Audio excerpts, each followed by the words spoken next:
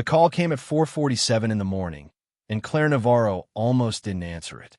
If you're enjoying this story so far, don't forget to hit the like button and subscribe. Drop a comment telling me where in the world you're watching from.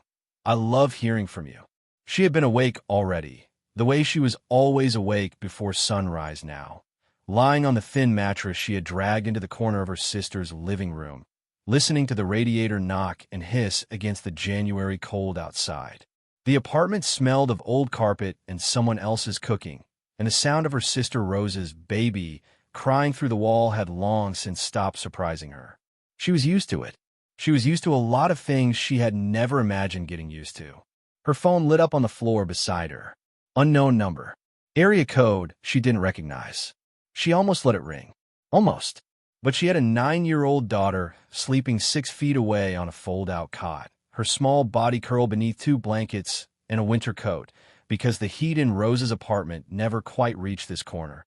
And something in Claire had learned, over the last 14 months, that ignoring things did not make them stop existing. She answered. The voice on the other end was a man's, measured and careful in the way of people who delivered news for a living. He introduced himself as Gerald Marsh, of Marsh and Whitfield Legal Associates, calling from Harlow, Louisiana. He said he was sorry to contact her at this hour. He said he was sorry for her loss. Claire sat up slowly. She had not spoken to her Uncle Desmond in 11 years. Desmond Navarro had been her father's only brother, which meant he was the only family she had left on that side, and even that connection had frayed so completely over the years that Claire had stopped counting him among the people she thought about. He had never married. He had lived alone in the house he inherited from their grandmother in the Harlow parish countryside, 40 miles outside Baton Rouge, on a property that most of the family referred to with a kind of dismissive affection as the old place, meaning that it was old, meaning that it was falling apart, meaning that it was the kind of thing you talked about at Thanksgiving as a curiosity rather than an asset. She remembered visiting once, when she was maybe 12 or 13, her father driving them down from Houston in a car that smelled of pine air freshener and fast food. She remembered a long dirt road through trees so thick they blocked the afternoon sun. She remembered a house that seemed too large for one person, with a wraparound porch and windows that didn't quite fit their frames, and a smell of something old and mineral and particular that she had never been able to name. She remembered thinking it was strange and beautiful and slightly frightening, the way that old places sometimes are. She had not thought about it in years. Gerald Marsh told her that Desmond Navarro had passed 4 days ago, quietly, at home, discovered by a neighbor who had come to check on him when he didn't answer his phone. He was 73 years old. He had no children. He had no surviving spouse. And he had, 3 years ago, executed a last will and testament that named Claire Elaine Navarro as the sole heir to his estate. Claire sat in the dark of her sister's living room and tried to understand what she was hearing. The estate, Marsh explained, consisted of the house, the land surrounding it, a quantity of personal property, and certain financial instruments he was not at liberty to describe fully over the phone. He would need her to come to Harlow at her earliest convenience to review the documents in person and sign the necessary paperwork. He understood she might have questions. He was available to answer what he could. She had one question. How much land? Marsh paused. His pause lasted exactly 1 beat too long, the kind of pause that meant the answer was complicated. The property, he said carefully, encompasses approximately 212 acres. We can discuss the details when you arrive. Claire thanked him. She wrote down his number. She hung up and sat for a long time in the dark, listening to Rose's radiator knock and the baby cry and the sound of her daughter Mia breathing steadily on the fold-out cot. 212 acres. She had no idea what that meant. She had no frame of reference for it. She was a woman who had been sleeping on a borrowed mattress in her sister's living room for 14 months, a woman who checked her account balance every morning before she let herself look at anything else, a woman who had been careful with numbers her whole adult life, and had still, somehow, ended up here. 212 acres was a number from a different world. She did not sleep for the rest of that night. Mia woke up at 6:30 the way she always did, with the sudden completeness of children who do not linger in half-sleep, sitting up straight and blinking at the room, and then finding her mother's face across the few feet between them. "Mom," You're already up. Couldn't sleep. Mia considered this the way she considered most things, with a brief and serious attention that made her seem older than 9. She had her father's dark eyes and Claire's stubborn chin, and she had been living in her aunt's apartment long enough that she no longer commented on it, which broke Claire's heart every single day. "There's something I need to tell you," Claire said. Mia waited. "Do you remember me mentioning Uncle Desmond? My dad's brother who lived in Louisiana? The old place guy?" Claire almost smiled. "Yeah, the old place guy. He passed away, baby." Mia's face went quiet and careful. "Was he nice?" "I think he was. I didn't know him very well." "Are you sad?" Claire thought about it honestly. "I think I'm something. I'm not sure what yet." She told Mia the rest of it over breakfast. The oatmeal Claire made on Rosa's stove because it was cheap and warm, and because she had gotten good at making it taste like something worth eating. She told her about the land, the 212 acres, the house she barely remembered, the lawyer in Harlow waiting for them. Mia listened without interrupting, which was one of her gifts. When Claire finished, Mia said, "We're going to Louisiana. We need to go see what's there." "Is it ours?" The word ours landed somewhere in Claire's chest and stayed there, heavy and warm and frightening all at once. "That's what we're going to find out." The phone call started before she could make it back to her bedroom to think. Her sister Rosa was first, because Gerald Marsh had apparently called the family in a slightly different order than Claire had understood, or perhaps because news traveled through the Navarro family the way it always had, through a network of group texts and quick calls, and the particular efficiency of people who considered other people's business a form of community service. Rosa found Claire in the living room at 7:45, arms crossed, expression carrying the particular quality of someone who had decided something and was now presenting it as reasonable. "So Desmond left everything to you." "It seems that way." Rosa sat down on the couch. She was 2 years older than Claire and had always been the practical one, which in their family meant she was the one who said the things other people thought but didn't say. She looked at Claire the way she had been looking at her for 14 months, with a complicated mixture of love and frustration and something that sometimes tipped over into pity. "Claire, 200 acres in the middle of Louisiana is not a windfall. It's a liability. I just found out this morning. Rosa, I'm trying to help you think clearly. The taxes alone on a property like that, you have no idea what you'd be walking into. And the house is falling apart. Dad used to say Desmond refused to spend $1 on it. The roof is probably gone. The plumbing is probably shot. You've never been there. I've heard about it for 30 years. So have you?" Claire looked at her sister. Rosa had a good job and a husband and a baby in an apartment that was too small but was entirely hers, and she had taken Claire and Mia in without hesitation 14 months ago when the divorce was finalized and the money ran out and the apartment Claire had been renting went to someone who could actually pay for it. Claire owed her sister things that couldn't be counted, and she also knew, with the certainty that came from knowing someone your whole life, that Rosa's practical concern was genuine and also not the whole story. "I'm going to Louisiana," Claire said. "I'm going to see what's there." Rosa opened her mouth. "I'll have Rosa back to you before the school week," Claire added. "I just need to see it." Rosa closed her mouth. She looked at Claire for a long moment, and then she nodded because she was Rosa and she understood, underneath everything, what it meant to need to see something for yourself. The other calls were harder. Their cousin Marcus, who called himself a real estate developer, though Claire had never seen evidence of any actual development, called at 9:15 with a cheerful familiarity that felt designed to establish warmth before the ask. "Claire, listen, I'm so sorry about Uncle Desmond. Real tragedy. He was a character. Hey, I wanted to reach out because I have some contacts down in the Baton Rouge market and property like that, rural acreage in a parish like Harlow. There's real demand right now from agricultural investment groups. I can make some calls, get you in front of the right people, and you wouldn't have to deal with any of the headache. You'd get a clean transaction, probably faster than you think." She thanked him and said she'd be in touch. Her mother called at 9:50. Her mother, who had not spoken to Desmond in 20 years following a dispute about their fathers that Claire only half understood, who had told Claire repeatedly over the years that Desmond was a strange man who made bad choices, who had once said, at a Christmas dinner Claire still remembered, that whatever Desmond had out there in that swamp, God help whoever ends up with it. "Claire," her mother said, I need you to be careful. I'm always careful. That place has a history. Your uncle was not a simple man. He kept things to himself. Always, even when he was a boy. Your grandmother used to say there were things on that property that had nothing to do with the family, that Desmond had got himself tangled up in something. What kind of something? Her mother paused the way she always paused before saying something she'd rather not say. I don't know exactly, but I want you to be careful before you sign anything, before you get attached. It's land, Mom. It's an old house. Just be careful.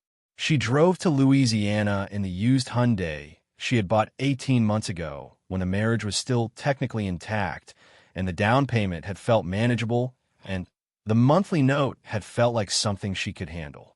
The car was hers free and clear now, which was one of the few things that was, and she had packed it the night before with 2 bags of clothes, Mia's backpack, the portable cooler she filled with sandwiches and juice boxes and apples, and the manila envelope Gerald Marsh had emailed her containing the basic outline of what waited in Harlow. Mia sat in the passenger seat.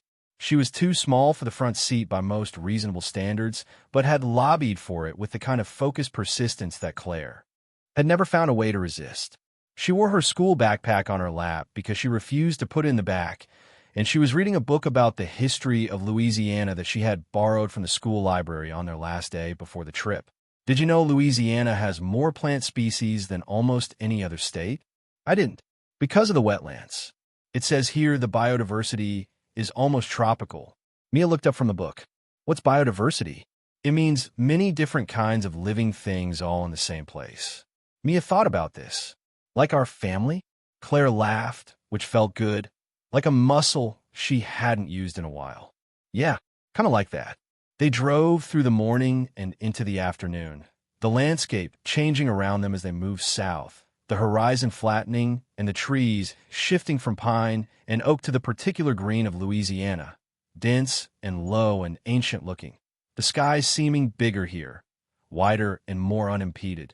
The air that came through the cracked windows thicker and sweeter and full of things Claire couldn't name. Mia fell asleep somewhere past Shreveport, her books sliding to the floor and her head tilting against the window, and Claire drove alone with the radio turned low and the map open on her phone and the manila envelope on the back seat, and she thought about the last 14 months. The divorce had been Marcus's, her ex-husband, not her cousin. She tried to keep the names straight in her head, which was one of the many small absurdities of the situation. Her ex-husband Marcus was not a bad man. She wanted to be clear about that, even in her own mind, even when being clear about it cost her something. He was not a bad man. He was a man who had wanted a life that turned out to be different from the life they had been building, and he had told her this with a kindness that was almost worse than cruelty, because it left her with nothing to be angry at except the fact that wanting different things was not anyone's fault and was also absolutely devastating. She had kept Mia. That had been the one non-negotiable. The one thing she had stood in the kitchen of the apartment they were dividing and said clearly and without room for discussion, and Marcus had agreed because he was a decent man going in a different direction, and Mia was hers in all the ways that mattered. But decent men going in different directions still had lawyers, and lawyers had a way of making even reasonable divorces expensive, and Claire had come out of it with the car, her clothes, a small amount of savings that had lasted 4 months, and a profound new education in how quickly a life could be disassembled. She had been a dental hygienist for 8 years. She still was.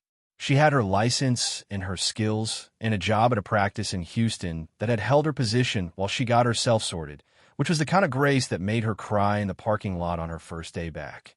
She made $37,000 a year, which was not nothing, and was also not enough for an apartment deposit plus first and last month and Mia's school supplies and the car insurance and the food and all the invisible costs of existing that added up faster than any spreadsheet could fully capture. So she had gone to Rosa's with her tail between her legs and her daughter's hand in hers, and Rosa had said of course without hesitating, and Claire had been sleeping on that borrowed mattress ever since, telling herself it was temporary, telling Mia it was an adventure, telling herself every single morning that she was going to figure it out. 212 acres. She didn't know what it meant. She was trying not to let herself know what it meant before she saw it, because she had learned, over 14 months of learning, that hope was the most dangerous thing she owned. Gerald Marsh's office was in the center of Harlow, which was a small town in the way that small Louisiana towns are small, meaning it had a character and a history that felt present in the air the way humidity was present in the air, inescapable and defining. The office building was white-painted brick with a wooden sign above the door that looked like it had been there for 50 years, which it probably had. Marsh himself was a man of about 60, lean and precise, with silver hair and the manner of someone who had been practicing law in the same parish for 30 years and knew how to handle complicated situations without making them more complicated. He shook Claire's hand and bent down to say hello to Mia, who assessed him with 9-year-old frankness and apparently decided he was acceptable because she said hello back and then politely sat in the chair he indicated and opened her book. Marsh laid the documents out across his desk with the careful order of someone who had done this before, which he had. He began with the basics. Desmond Navarro had purchased the original 40 acres from his parents' estate in 1987 and had then spent the following 37 years quietly expanding the property through a series of purchases, some large and some small, until it reached its current size of 212 acres. He had paid his property taxes every year without exception. He had no mortgage. He had no liens. He had no outstanding legal disputes. The house, Marsh acknowledged, was in a state of deferred maintenance. Desmond had not been a man who spent money on his physical surroundings. Claire looked at the photographs Marsh produced. The house was large, 3 stories plus an attic, built in the Louisiana vernacular style, with the deep porches and high ceilings that the climate required, constructed originally sometime around 1890 based on the county records. The white paint was gray. Now, the porch railings were missing in sections. 2 of the upper windows were boarded. The front steps had partially collapsed. "It looks condemned," Claire said. Marsh chose his words carefully. "It has not been officially condemned. It would require substantial investment to bring to code." Claire looked at the photographs. She thought about her cousin Marcus's phone call. She thought about Rose's voice. She thought about everything practical and reasonable. She said, "What aren't you telling me?" Marsh looked at her with an expression she couldn't quite read. "Your uncle," he said slowly, "was a private man. He did not discuss his affairs with many people. What I can tell you is that when he came to me 3 years ago to execute this will, he was very specific about one thing. He told me that this property was not to be sold, that there were things about it that he had not shared with anyone, and that his heir would need to come and look carefully before any decisions were made." He opened a drawer and produced a sealed envelope. "This was left with the will. He asked me to give it to you in person after the documents were signed." Claire signed the documents. Marsh handed her the envelope. She looked at it for a moment. Her name was written on the front in handwriting she didn't recognize. Her uncle's, she supposed, the script of a man she had met twice in her life. She put it in her bag. She would read it when she was ready. The property was 40 minutes outside of town on roads that got progressively smaller and less certain. Paved becoming chip and seal, becoming gravel, becoming dirt. The trees pressing closer until the afternoon light came through them in strips rather than sheets. The air changing as they drove, getting cooler despite the Louisiana warmth, taking on that mineral quality Claire remembered from childhood. Mia had her face pressed against the window. "Mom, look at those trees. I see them. They're so big, like they've been there forever." Maybe they have. The dirt road crested a small rise, and then the house appeared, and Claire pressed the brake without meaning to, the car stopping in the middle of the road while she looked. It was larger than she remembered. Larger, or she had shrunk. It sat at the end of a long approach, flanked by live oaks whose branches reached toward each other overhead, forming a canopy that filtered the light into something green and cathedral-like.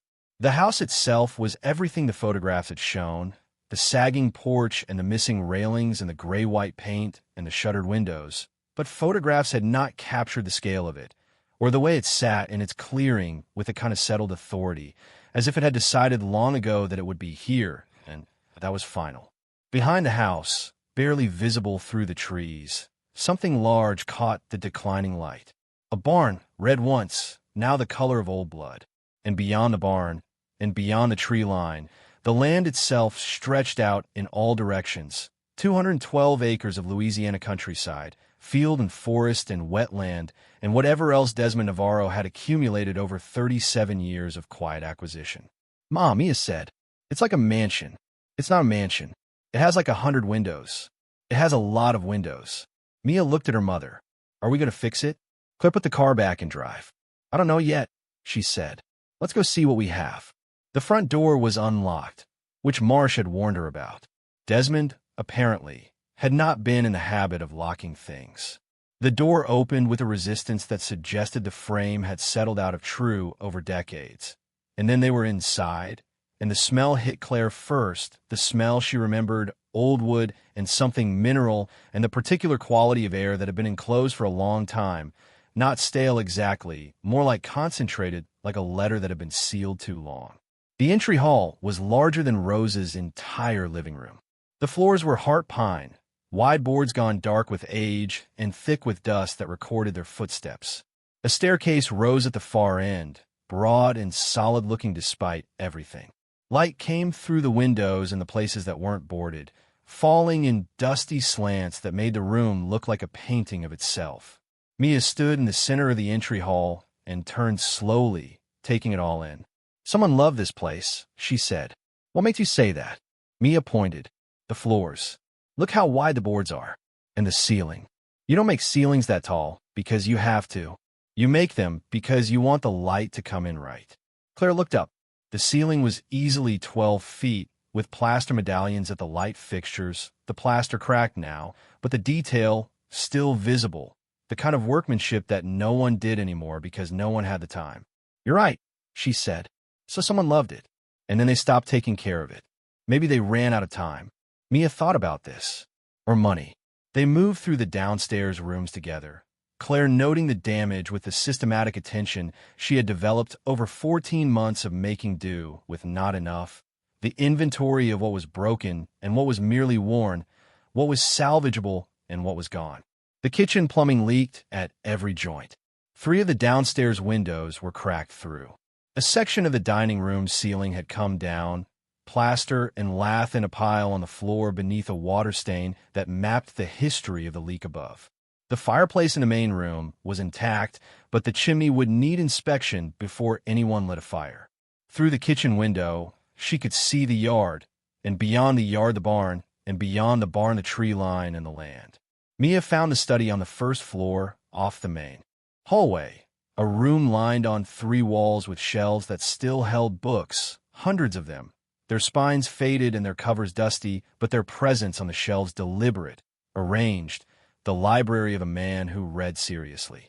A large desk sat in the center of the room under a window, its surface clear except for a single object, a small wooden box. "Mom," Mia called. "Come here." Claire came. The box was plain wood, cedar by the smell, with a simple latch but no lock. Inside was a leather journal, dark brown, filled with handwriting that was dense and small and covered every available inch of every page, and beneath the journal, a second envelope, smaller than the one Marsh had given her, with 2 words written on the front. "Look carefully." Claire picked up the journal. She opened it to the first page. Desmond's handwriting filled it, dated 6 years back, and it began without preamble, the way a man begins writing when he is writing for someone he expects to trust rather than someone he needs to convince. It began, "If you are reading this, you have made it to the house. That means you came when others told you it wasn't worth coming. Good. That is the first thing I needed to know about you." She read the first page, standing at the desk with Mia beside her, and then she pulled the chair out and sat down, because her legs had gone uncertain, and she read the second page and the third. The journal was not a complete account. It was more like a map drawn by someone who knew the terrain and assumed the reader would need to find their own way.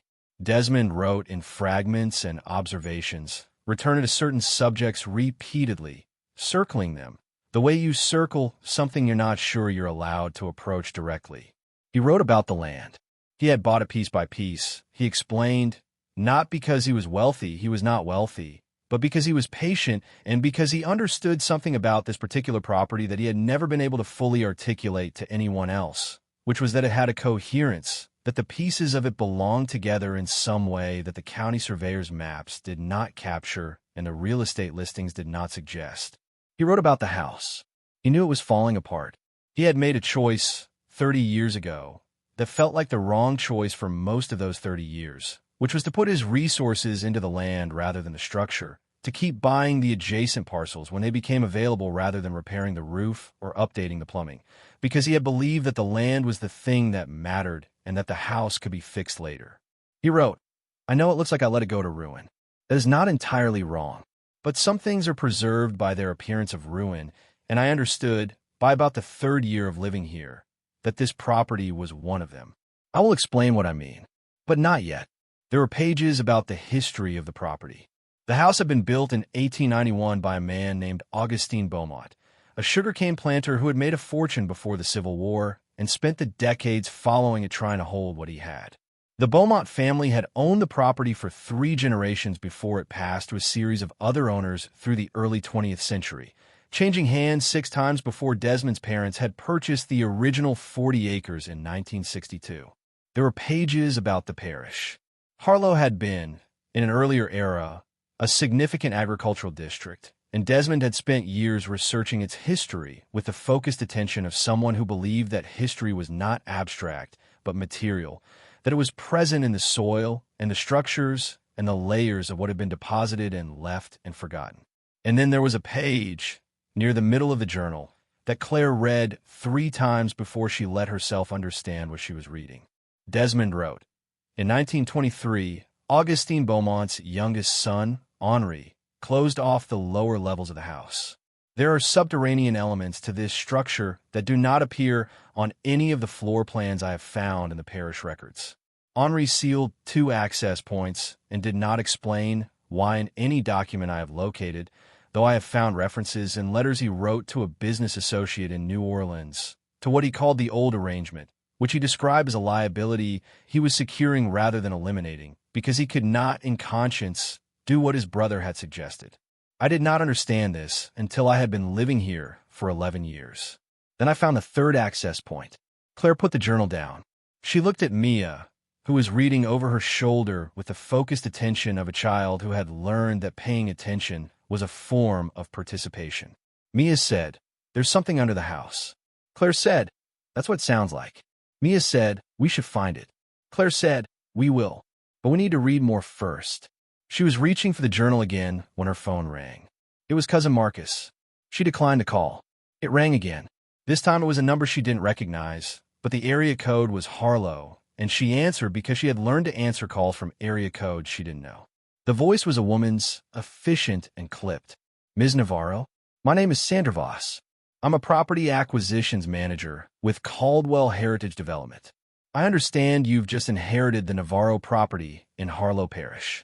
I'm calling because we've been monitoring this property for some time, and we have considerable interest in making you a very competitive offer." Claire's hand tightened on the phone. "You've been monitoring it.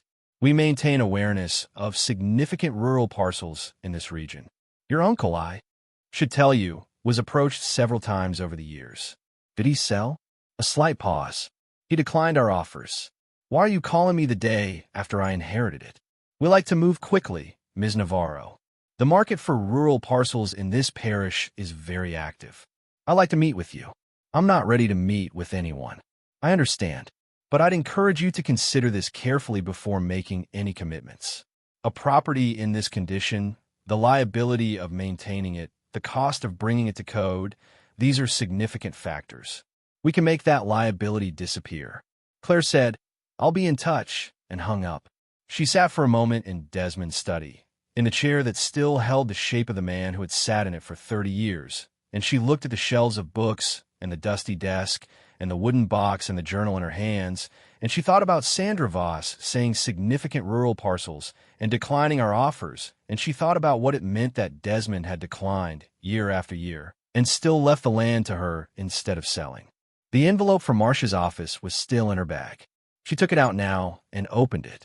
Desmond's handwriting again, but different from the journal, more deliberate, as if he had written this knowing it was for a specific purpose. He wrote, "Claire, you won't remember me well. That's my fault. I was never good at being part of a family. Your father tried to stay in touch after your grandmother died, and I made it difficult. I'm sorry for that. I'm leaving you this property because I have watched from a distance what you went through this past year. I have been in contact with someone who knows your situation, and I know it has been hard. I know about the divorce and the apartment and your sister's place and the rest of it. I'm not saying this to make you feel watched. I'm saying it because I want you to understand why I chose you and not someone else. Your cousins would sell this in a week. Your mother would be afraid of it. Your sister is practical in the way that can sometimes mistake safety for wisdom. You are different.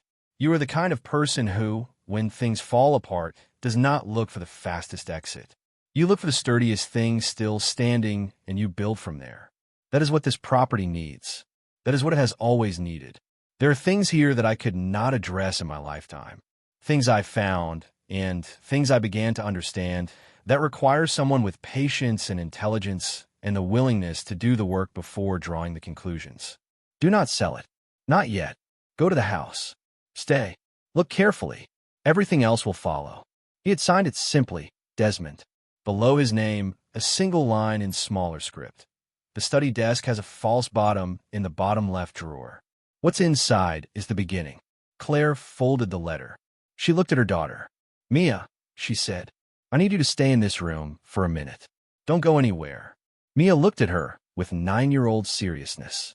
What did the letter say? Something I need to think about. Stay here. She crossed the room to the desk. The bottom left drawer was heavy, swollen with age and humidity, and she had to work it open with both hands. Inside were files, hanging files arranged alphabetically, the ordinary administrative life of a man who kept paper records. She lifted the files out carefully and set them on the desk. The bottom of the drawer was a panel with the same color and grain as the sides, seamless except, she saw now, for the very faint line of a seam along one edge. She pressed the left corner and the panel gave, lifting to reveal a shallow compartment beneath. Inside the compartment was a USB drive, a small brass key on a labeled ring, and a folded piece of graph paper covered in handwritten measurements and what appeared to be the floor plan of the house, with 2 areas circled in red and annotated in Desmond's small, careful handwriting. The first circled area was labeled with a question mark and the words original feature. The second was labeled with an arrow pointing down and the words this is where you start. Claire held the key up to the dusty light from the window. The label on the key ring was a room number she didn't recognize, which meant it wasn't for this house. She turned it over. The other side of the label had 2 words in different handwriting, older ink, the letters slightly faded. It read, Safety Deposit. Her daughter came and stood beside her because, of course, she had not stayed in the room. Mia said, Is that a treasure map? Claire looked at the graph paper, the circled areas, the arrows, the measurement notes. She said, I think it might be. That night, they slept in the house because the nearest motel was 40 minutes away and because Claire did not want to leave. Not yet. Not when she had found the journal and the key and the map and the letter and had not yet read half of what the journal contained. She made a bed for Mia on the study couch with the blankets from the car, and she herself sat at Desmond's desk in the failing light and read. She learned things about her uncle that his absence had made impossible to know. She learned that he had been a researcher by temperament, if not by training, that he had spent 30 years compiling the history of the property in a filing system that now occupied 4 drawers and a shelf and a series of carefully organized binders she found in a closet off the study. She learned that he had corresponded, over the years, with historians at LSU and archivists of the State Library and a man in New Orleans named Theophile Gros who appeared to be some kind of independent scholar. She learned that Desmond had found, 11 years into his ownership of the property, what he described as the 3rd access point, and that what he had seen, when he used that access point, had stopped him from selling the property to a developer who had been offering him, at that time, enough money to live comfortably for the rest of his life. He wrote, I cannot fully describe what I found below the house. Not because language fails me, though it does, but because I do not believe description is the right tool for this. I will say only that it is not what I expected, that it is not what anyone would expect, and that I understood, the moment I saw it, why Henri Beaumont sealed the access points in 1923. He was not hiding something shameful. He was protecting something that he did not know how to protect properly, something that was larger than him and that he had enough integrity to recognize as such. I have been protecting it since. But I am 73 years old. I am tired. And I think it is time for someone with more future than I have to take this forward. The light from the desk lamp, an old lamp with a pull chain that had survived somehow, cast a circle on the desk and left the rest of the study in shadow. Outside, through the window that wasn't boarded, the Louisiana night was full of sound, insects and frogs, and the distant sound of water moving somewhere in the trees. Mia was asleep on the study couch. Claire could hear her breathing. She thought about Sandra Voss and her competitive offer. She thought about her cousin Marcus and his real estate contacts. She thought about Rosa saying it's a liability. She thought about all the practical people in her life who were not wrong, who had reasonable points and reasonable concerns, who were also, she was beginning to understand, missing something that Desmond had spent 30 years trying to protect. She opened the USB drive on her phone, which turned out to contain photographs. The first photographs were of the house, taken from outside at various angles, documentation rather than artistry. Then came photographs of the interior rooms, systematic going floor by floor. Then came photographs of something she didn't recognize at first. A space underground, brick vaulted ceilings, narrow, dry, and lower than a standing man. A crawl space that had been finished at some point, its floor level with packed earth, and then, in sections, covered with something flat. She could see Desmond's hand in some of the frames, holding a flashlight, the light catching the brick and the flat floor covering and the shapes arranged along one wall. She couldn't make out the shapes. The photographs were not clear enough in the dark. She scrolled to the next photograph, taken closer, then to the next. She sat very still for a long time. Then she did the only thing that felt right, which was to go to the couch and sit beside her sleeping daughter and put her hand gently on Mia's shoulder and breathe, slowly, until her heart rate came back to something that felt manageable. She was a dental hygienist from Houston, living in her sister's living room. She was a woman who counted her account balance every morning before she let herself look at anything else. She was a woman who had been left with a car and a little girl and a profession and nothing else, and who had spent 14 months building from the sturdiest things still standing. And she was beginning to understand the person her uncle had chosen to protect something that could not be measured in the ordinary terms of things that could be protected. The morning was gray and soft, and full of birdsong that sounded like nothing Claire had ever heard in Houston. She woke on the study floor where she had fallen asleep sometime after 2 a.m, the phone still in her hand, the USB photographs still open on the screen. Mia woke 20 minutes later and came to find her. "Mom, why are you on the floor?" Claire sat up, her back making its feelings known. "I fell asleep." "On the floor?" "The couch was taken." Mia looked at the phone in her mother's hand. "Did you find something?" Claire stood up slowly. She stretched. She looked at her daughter, whose dark eyes were clear with sleep and mourning and that particular quality of full attention that made her seem, in these moments, like someone much older trapped in a 9-year-old body.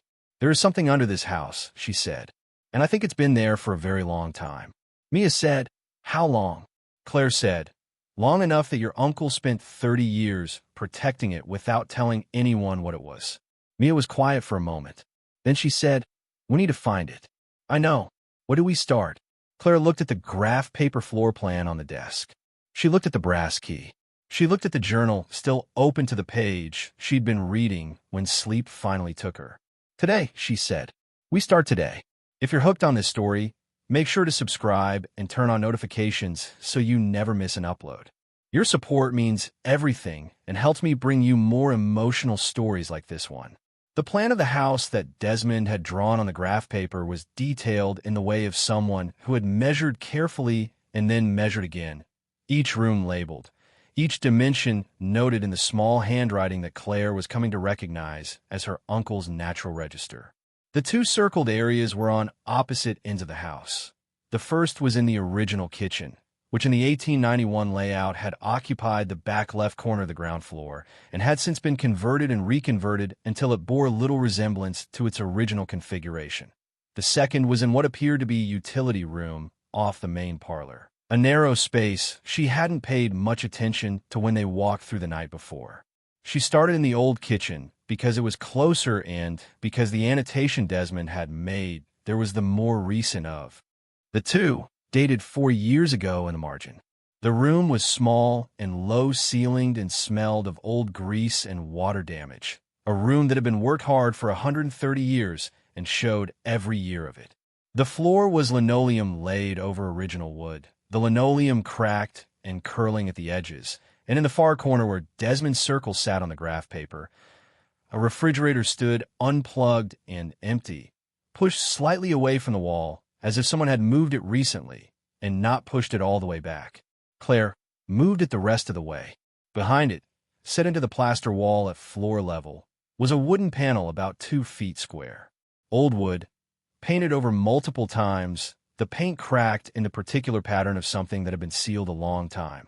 A simple hook-and-eye latch held it closed. "Mom." Mia was at her elbow. "I can fit through that. You're not going in there before I know what's in there." "But I'm smaller." "That's not the point." Claire unhooked the latch. The panel swung inward on hinges that were smoother than they had any right to be, recently oiled, she realized, which meant Desmond had been using this access recently enough that he'd maintained it. A rush of cool air came out. That mineral smell concentrated the temperature inside several degrees lower than the room. She shone her phone flashlight through the opening. Brick walls, a narrow space, maybe 4 feet high. The floor level several feet below the house's foundation, like a basement that had been cut into the Louisiana clay in an era when basements were not supposed to exist in this landscape. The floor was packed earth in the near portion, transitioning to something flat and fitted in the further sections she could see. She could see the first 5 or 6 feet clearly. Beyond that, the light faded. She looked at her daughter. "I'm going in," she said. "You wait here. If anything sounds wrong, you go outside and call Mr. Marsh's number, which is in my phone under attorney." "Can you find it?" Mia rolled her eyes in the particular way that meant she found the instruction condescending but would comply. "Yes." "Good." Claire went in feet first, lowering herself through the opening and dropping the short distance to the floor, the impact jarring her ankles, the ceiling dropping to just above her head so that she had to bend to move forward. The air was cool and still and full of that smell. She moved the flashlight in a slow arc. The space extended further than she could see from the entry. The brick vaulting continued overhead in regular arches, the brickwork old and handmade, the individual bricks irregular in size and color in the way of something built before standardization. The floor transitioned from packed earth to fitted flagstones 6 feet from the entry. The flagstones large and uneven, but carefully laid, fitted together with the precision of someone who had understood what they were doing. She moved forward. The space widened slightly. The ceiling rose. Another arch, larger, and through it a room. She stopped. The room was perhaps 20 feet by 15. The same brick vaulting overhead, lower here, maybe 5.5 feet at the peak, enough to stand almost straight. The walls were lined with wooden shelving that was old but structurally sound, the kind of shelving built to last rather than to look attractive. And on the shelving, arranged with a care that spoke of someone who understood what they were working with, were objects. She stood in the doorway of the underground room and shone her flashlight across the shelves and tried to understand what she was seeing. The shapes were covered, most of them, in cloth of some kind, dark cloth that had held its color despite the years, folded and draped with deliberate care. In the sections where the cloth had slipped or been removed, she could see the objects beneath. The first clear object was a frame, wooden, ornate, with a painting inside. The painting was dark with age, the subject unclear in the unsteady flashlight beam, but the frame itself was unmistakable, carved and gilded, the gold dull but present, the craftsmanship of a different era entirely. The second clear object was a row of wooden crates, sealed, stacked 3 high, their surfaces marked with writing she couldn't read from where she stood. The third was harder to categorize. A large piece covered completely in cloth, its shape suggesting something bulky and irregular beneath, and from beneath the near corner of the cloth, where it had lifted slightly, something gleamed in the flashlight beam with the particular low luster of metal that had not been polished in a very long time, but had not lost its fundamental nature. Claire stood in the underground room beneath her uncle's house and breathed slowly and tried to understand what 30 years of protection looked like when you finally saw what it had been protecting. She stayed down there for 20 minutes, moving carefully, not touching anything, only looking, the flashlight beam moving from shelf to shelf, object to object, the mineral smell of the enclosed space around her, and the brick arches overhead and the fitted flagstone beneath her feet. When she came back up through the panel, Mia was sitting exactly where she'd left her, which meant she was worried. "Mom, what's down there?" Claire sat on the linoleum floor of the old kitchen and looked at her daughter. She said, "I'm going to need help understanding what I found." "What kind of help?" "The kind that knows about old things. Art, maybe. History. I need someone who can look at what's down there and tell me what it is." Mia thought about this. Like a museum person? Something like that. Mia nodded with the gravity of someone helping to plan an operation. "Okay, how we find one?" Claire looked at the journal in her hand.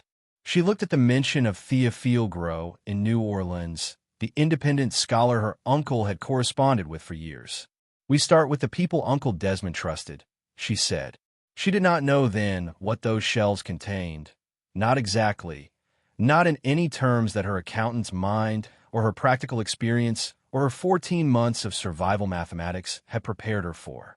She did not know, yet, what the covered shapes added up to, or what the wooden crates held, or what was beneath that cloth in the corner that had gleamed at her with the luster of old metal. But she knew that her uncle had spent 30 years of his life protecting it, had turned down offers that could have made him comfortable, had lived in a house that fell down around him, had chosen patience and secrecy over ease and reward, and had left it all to her because he believed she was the person for what came next. She thought about Sandra Voss and her competitive offer. She thought about Marcus and his real estate contacts.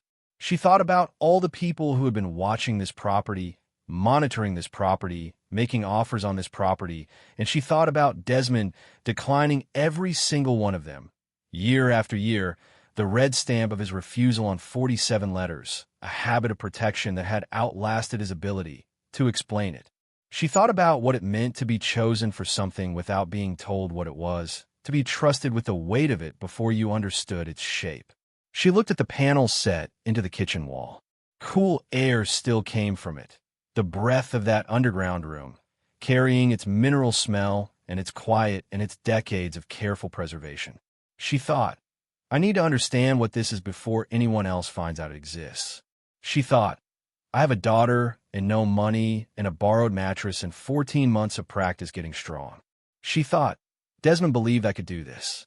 Outside, through the cracked kitchen window, the Louisiana morning was fully arrived now. The light coming through the live oaks in the long flat rays of winter sun, the property spreading out in all its 212 acres, field and forest, and the old red barn, and the distant gleam of water through the trees. She looked at it for a long time.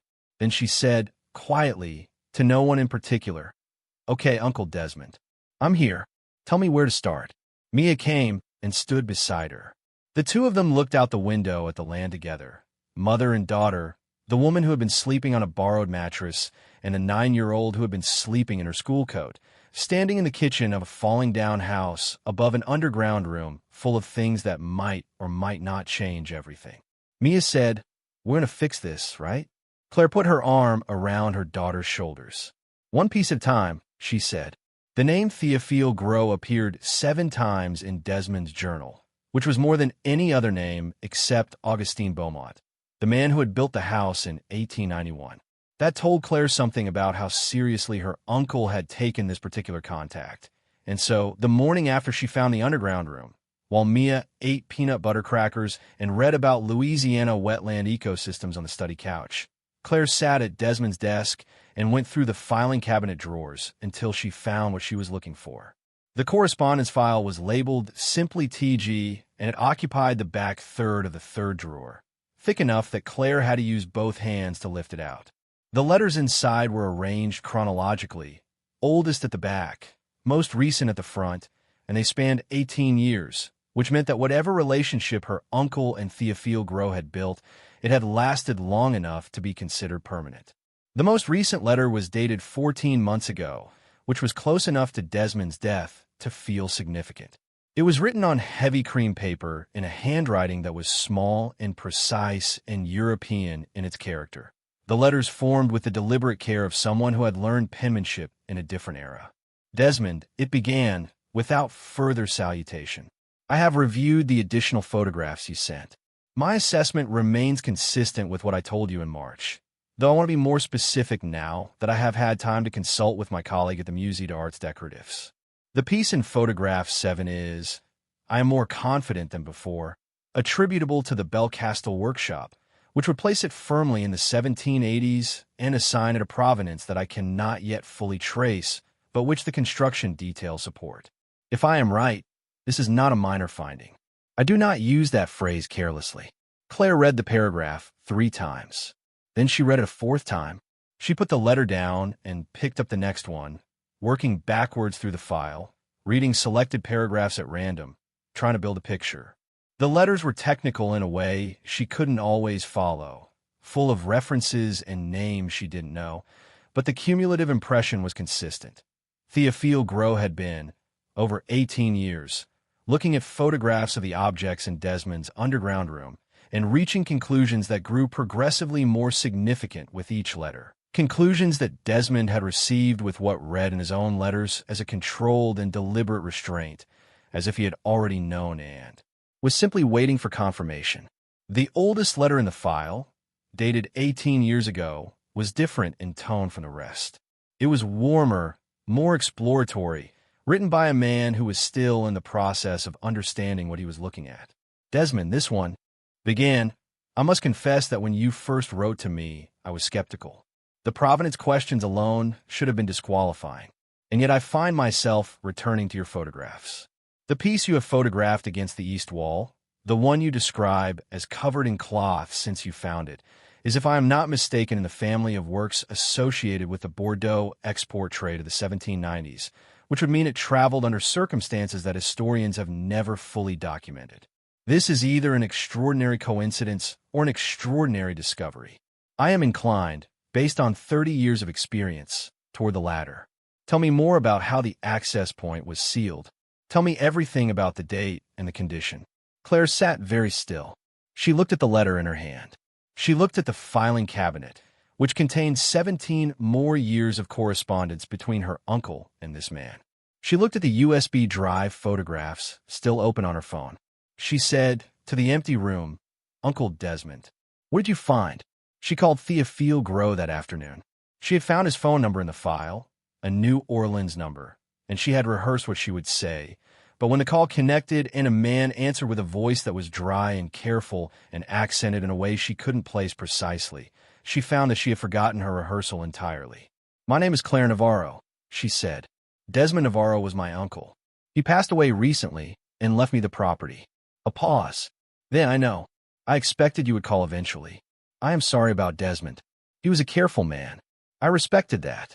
I've been reading your correspondence with him. Then you know more than most people in the world know. I don't know enough. I need to understand what's down there. Another pause, this one longer. Ms. Navarro, what I'm going to tell you will sound extreme. I want to prepare you for that. I have spent 18 years looking at photographs of your uncle's property, and I have spent the last 3 of those years consulting with colleagues whose expertise exceeds my own in specific areas. And I can tell you that what is in that room beneath your house is not something that anyone expected to find in Harlow Parish, Louisiana. Is not something that anyone expected to find anywhere, frankly. What is it? What it is specifically is something I would prefer to discuss in person.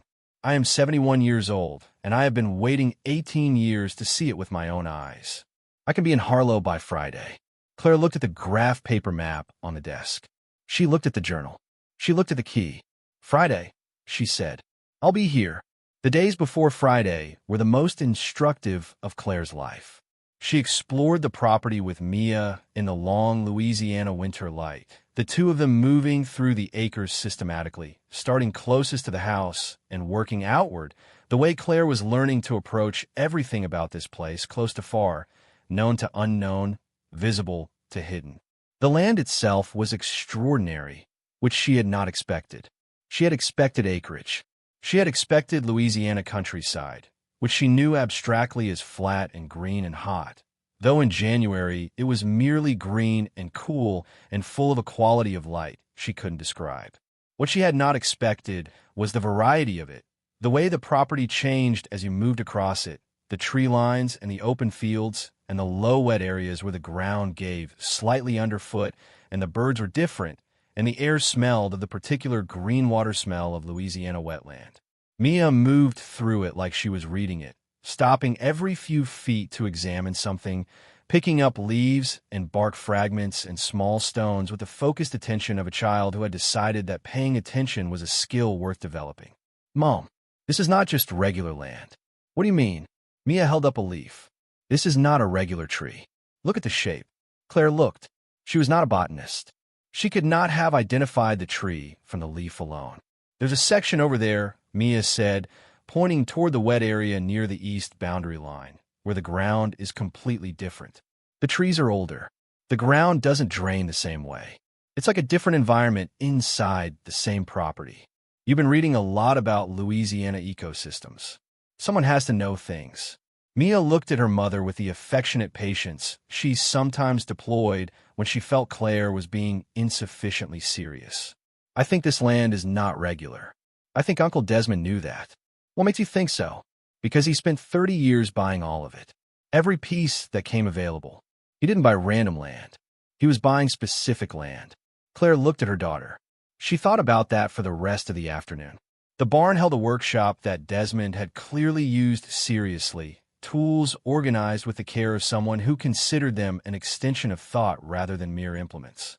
One wall held hand tools arranged by function, levels and chisels and saws and planes, most of them old enough to be antique, but kept in a condition that made them still useful. The opposite wall held shelves of supplies, hardware and adhesives, and of various materials of careful maintenance. In the center of the barn, on a work table that occupied most of the floor space, was the project Desmond had apparently been working on when he died. It was a wooden box, long and flat, built from materials that were clearly selected for specific properties. The wood was dense and dark, the joinery precise, and the interior, when Claire opened the lid, was lined with a material she didn't immediately recognize, a pale, fibrous material that was faintly warm to the touch. Beside the box on the work table was a set of handwritten notes in Desmond's writing.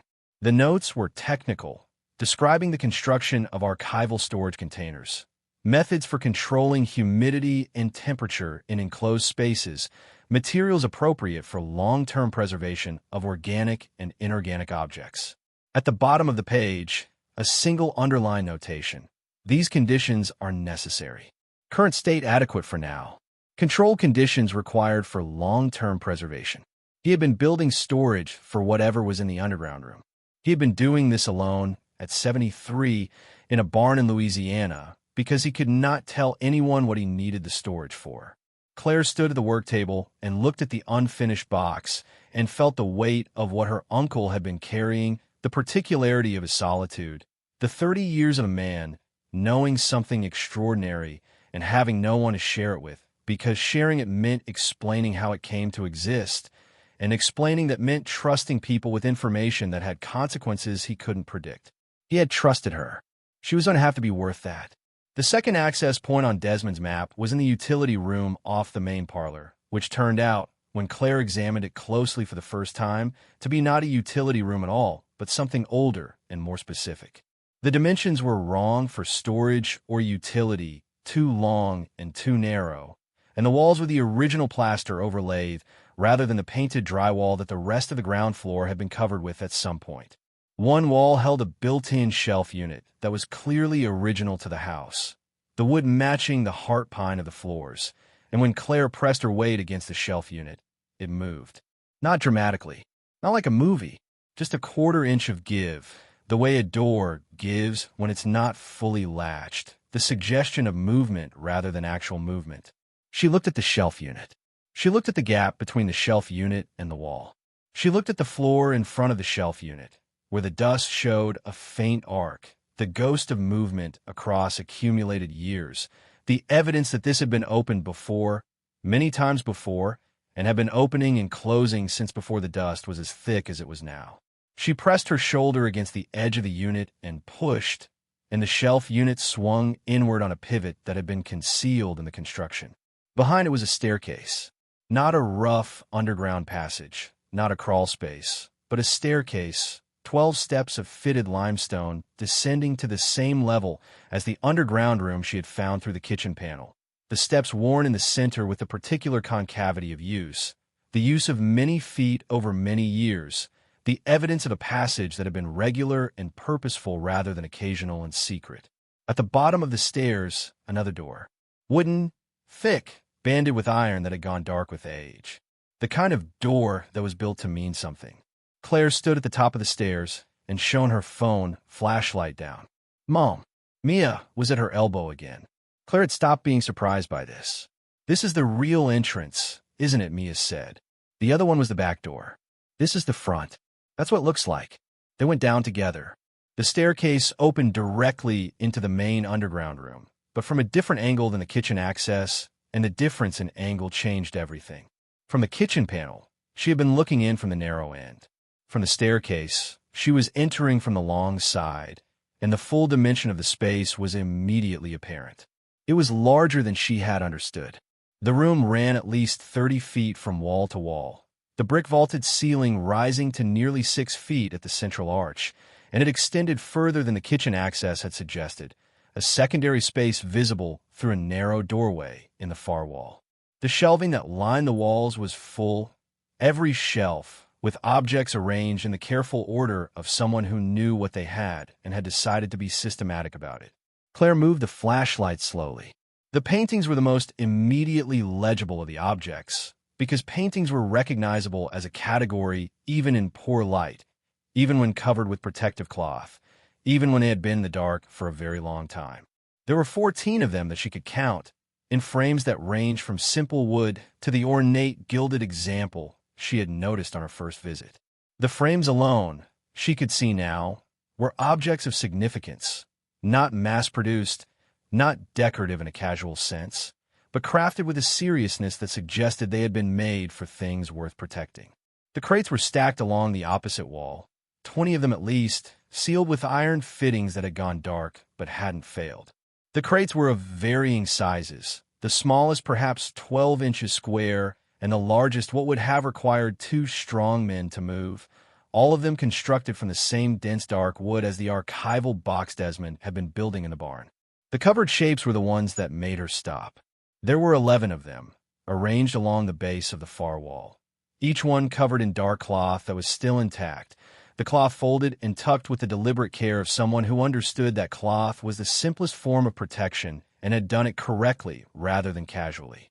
They ranged in size from something that would have fit in a hat box to something that stood as tall as her shoulder, and they had the quality of objects that were shapes first, categories second, things whose importance preceded their identification. From beneath the cloth of the nearest one, the gleam she had noticed from the kitchen access was visible again, and now she was close enough to understand what it was. She crouched down and lifted the corner of the cloth with careful hands. Beneath it, a surface of hammered metal, dark silver in color, with a design worked into it in low relief, a pattern of leaves and vines and small figures that she could not immediately identify, but that carried the unmistakable quality of craftsmanship of a different order from anything she had encountered in her ordinary life. She lowered the cloth. She stood up and breathed.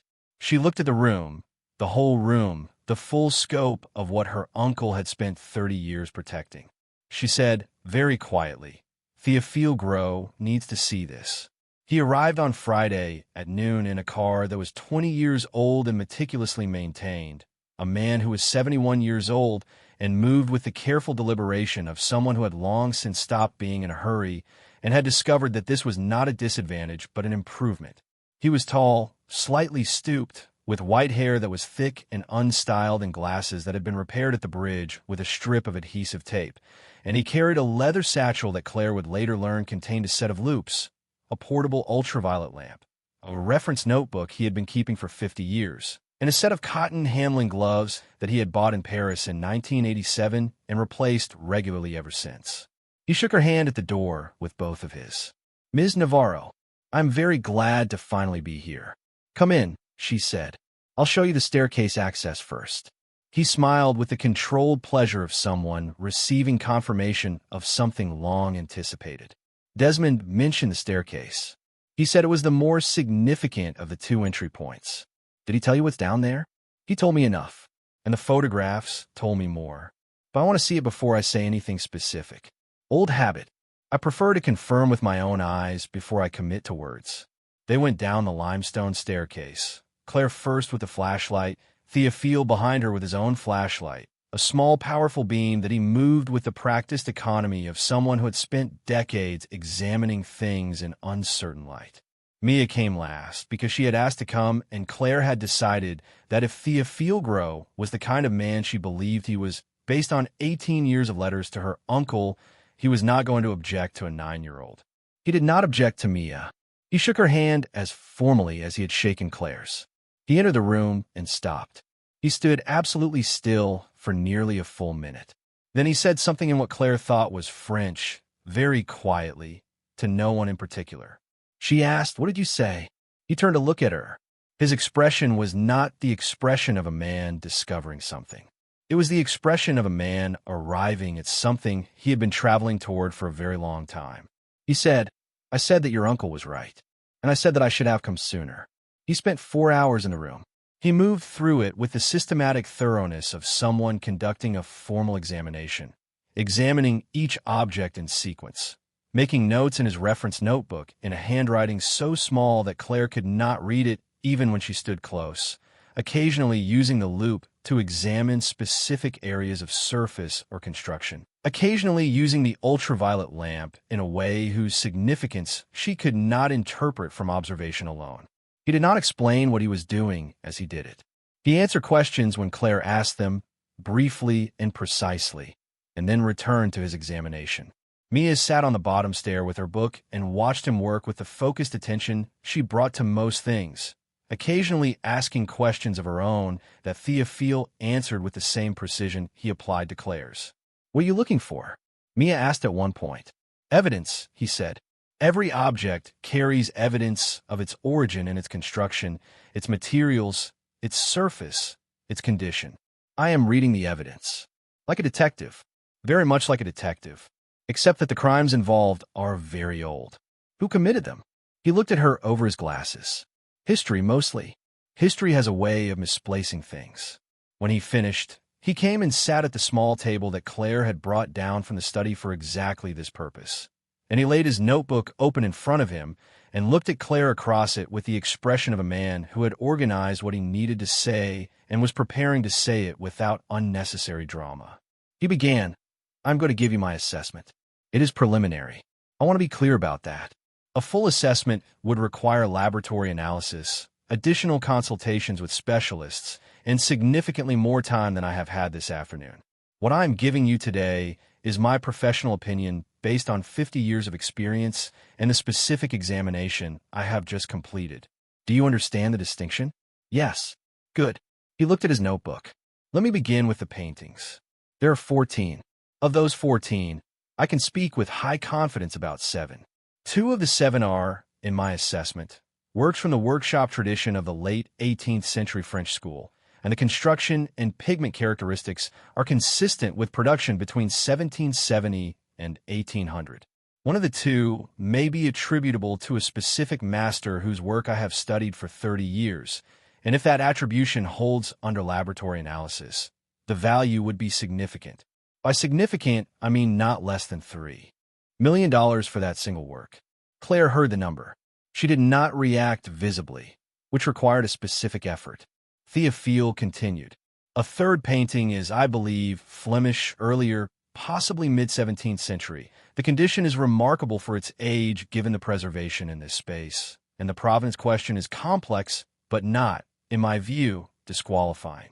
The value of this work, if my assessment holds, would begin at $4 million and could exceed that substantially depending on attribution specifics."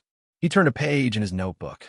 "The remaining 4 works I can speak to with confidence are of a quality and age consistent with the other 3, though their specific attributions require further work. I would not place their aggregate value below $8 million, and I would not be surprised if it exceeded that." Claire said, "That's 7 paintings." "Yes." The remaining 7 I cannot assess with confidence today. Several appear to be of similar period and quality to those I have described. Others may be from different traditions entirely and require specialist examination I am not positioned to provide. I would not include them in any conservative estimate. You turn another page. The metalwork. The covered objects along the wall. I examined 6 of them, and I'm going to tell you that what I saw is among the most significant findings I have made in 50 years of this work. The hammered silver piece in the corner is, I believe, ecclesiastical in origin and French in manufacture, probably late 17th century, and the craftsmanship and the iconographic detail are consistent with work produced for significant institutional patronage. There are 3 other silver objects that I would classify in the same tradition and the same period. There is one object that I am less certain about. It may be earlier, it may be from a different tradition, and its significance, if my assessment is correct, would be extraordinary. And there is one object whose nature I cannot fully assess without removing the cloth, which I did not do because I did not feel it was appropriate for me to do so without your specific permission. Claire said, "What do you think it might be?" "I think it is a reliquary. I think it is very old. I think the construction is consistent with work from the 12th or 13th century. And I think that, if I am correct, it has been missing from the historical record for a very long time." The room was silent. Mia, from the stair, said quietly, "What's a reliquary?" Theophile said, "A container made to hold sacred objects. Usually very precious. Usually very old." Mia said, "How old is very old?" 800 years, perhaps. Perhaps more. Mia looked at her mother. "That's older than Columbus." Theophile almost smiled. "Yes, considerably older than Columbus." Claire said, "The crates." He looked at his notebook again. I opened 3 of the smaller crates, with your permission. The contents of the first 2 are ceramics, wrapped in materials that have degraded somewhat but provided adequate protection. The ceramics are, in my assessment, Chinese export porcelain, probably late 17th to early 18th century, produced for European trade markets. The value per piece is modest compared to what I have described, but the collection is extensive and the aggregate is not insignificant. He paused. The 3rd crate I opened contained documents. Paper documents, wrapped in oilskin. I did not examine them in detail because the handling risk was significant, but I could see enough to identify the character of the documents. They appear to be correspondence and records of some kind, handwritten, the ink faded, but the paper intact. The language appears to be French. The date I could see on one document was 1803. 1803, Claire said, the year of the Louisiana Purchase. Neither of them said anything for a moment. Then Claire said, "How did all of this get here? Under a house in Harlow Parish?" Theophile set down his pen and looked at her with the expression of someone about to explain something that required patience to follow. He said, "This is where the history becomes important. I have spent 18 years thinking about this question based on what Desmond shared with me. What I believe, and what I believe the documents in that crate will confirm when they're properly examined, is that this collection arrived here in the years immediately following the Louisiana Purchase, in the hands of the man who built the original structure on this property before your house was constructed. The Beaumont family. The Beaumont family. Augustine Beaumont's grandfather, a man named Etienne Beaumont, was a merchant of considerable wealth and certain flexible principles who operated between New Orleans and Bordeaux in the late 18th century. There are records, fragmentary, of his activities in both cities during the Revolutionary period in France, when a great many valuable objects changed hands in ways that were not always straightforward or fully documented. He moved things during the Revolution. He moved things during and after. And when Louisiana became American territory, certain things became safer to hold in Louisiana than in France, because the French legal jurisdiction that might have complicated certain questions of ownership no longer applied. Claire looked at the room around her, at the brick vaulting and the shelves and the object that had been here for 200 years. Henri Beaumont sealed the access points in 1923, she said, because he understood the ownership questions were complicated. I believe so, yes. He was protecting himself from having to address questions he could not answer cleanly. and Desmond found the third access point. And Desmond understood what he had found, and also understood that the history was complicated and the provenance was contested, and that acting without care could cause tremendous damage, legal and otherwise. So he did what careful people do. He waited. He documented. He consulted with people he trusted. He built a preservation approach, and he waited for the right moment, which never came, Claire said. He died first. Théophile looked at her steadily. He died before the moment arrived, but he made sure the moment could still arrive. He left it to you. Claire sat with that for a moment. Then she said, "What is all of this worth? If the assessments hold." Théophile was quiet for a long moment, the quietness of a man choosing precision over drama. He said, "If the paintings hold as I believe, and the metalwork holds, and the documents prove what I believe they prove about the provenance and the collection history, you are looking at a collection of significant importance. The monetary value is difficult to state with precision before full assessment, but I would not be comfortable giving you a number below $150 million. And I would not be surprised, depending on the specific attributions and the market conditions at the time of any disposition, if the actual value were substantially higher than that." The room was completely silent. Mia put down her book. Claire looked at the brick ceiling above her and breathed once, steadily. $150 million. She was a dental hygienist from Houston who had been sleeping on her sister's living room floor. She had $47 in her checking account. She said, "What do we do next?" Théophile said, "We proceed very carefully. Provenance research, legal counsel, institutional consultation. This is not something that can be managed quickly or privately, not at this scale. There are questions of ownership that will need to be addressed. There may be competing claims. There are certainly legal complexities around objects that moved during the French Revolutionary period. And there is the question of the Louisiana Purchase documents, which may have historical significance that exceeds their monetary value." He looked at her. "And there is the question of what Sandra Voss and Caldwell Heritage Development are actually interested in." Claire looked at him sharply. "You know about them. Desmond mentioned them in his last letter to me. He said they had been persistent. He said he believed they knew something about the property, not necessarily what was underneath it, but that something about it made it worth pursuing beyond its obvious agricultural value. What would they know?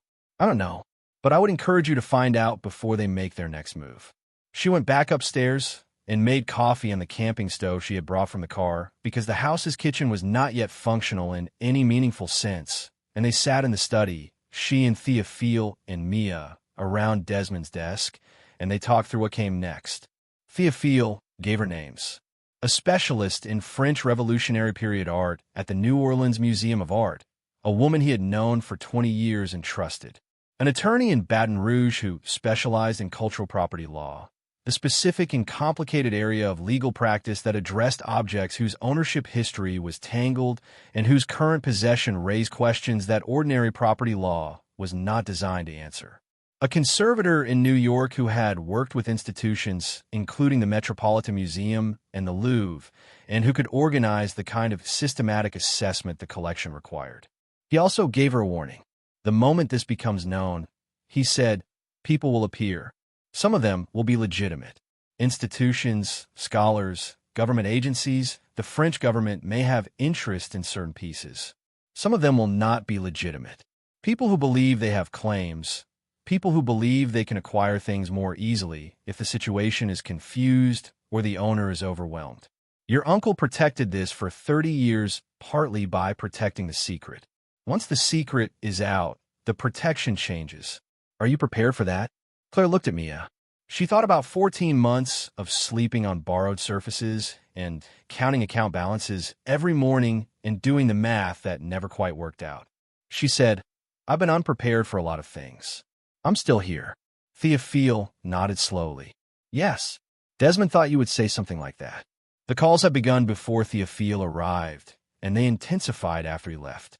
Sandra Voss called again on Thursday, and again on Friday morning, and again Friday afternoon, while Théophile was in the underground room. The messages she left were progressively less warm and progressively more specific. the language shifting from the initial competitive offer to references to expedited timelines, and the challenges of managing a property in this condition without professional assistance, and the importance of not letting complications develop unnecessarily. Claire did not return the calls. Her cousin Marcus, the real estate one, texted 3 times with contacts and opportunities and the phrase, "I'm only trying to help you." Her mother called to say she had been talking to Rosa, and they were both worried, and they thought Claire should come back to Houston and not make any hasty decisions.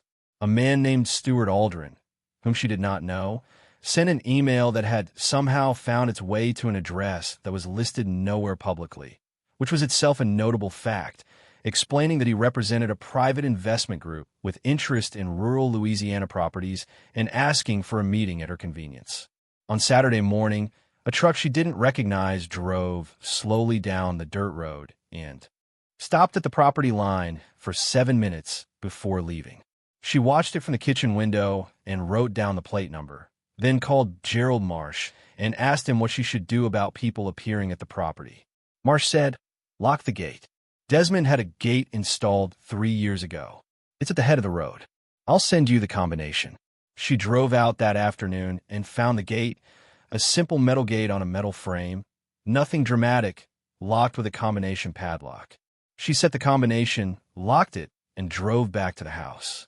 That night she found, in Desmond's journal, the section she had been looking for without knowing she was looking for it. It began, "I want to explain what I believe about Caldwell Heritage Development because I have spent 3 years trying to understand what they know and why they keep returning. They approached me first 9 years ago," Desmond wrote. "Straightforward land acquisition offer, the kind that rural properties receive all the time in parishes where development pressure is increasing. I declined. They came back the following year with a higher number. I declined again. What interested me was that the number increased faster than the land value alone would justify.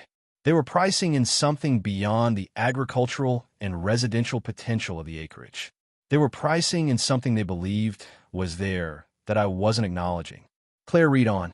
"The 4th time they approached me, a woman named Sandra Voss came herself rather than sending a representative.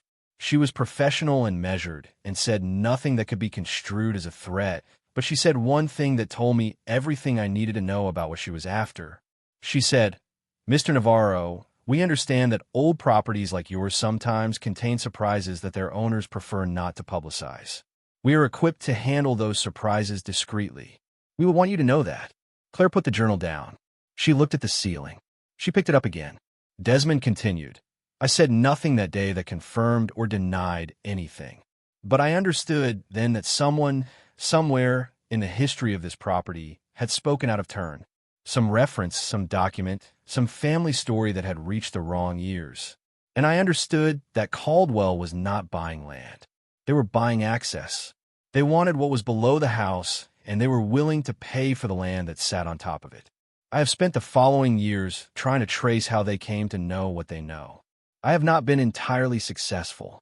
What I believe is that there is a document in New Orleans in a private archive that contains a reference to the collection assembled by Etienne Beaumont and removed to his Louisiana property before his death.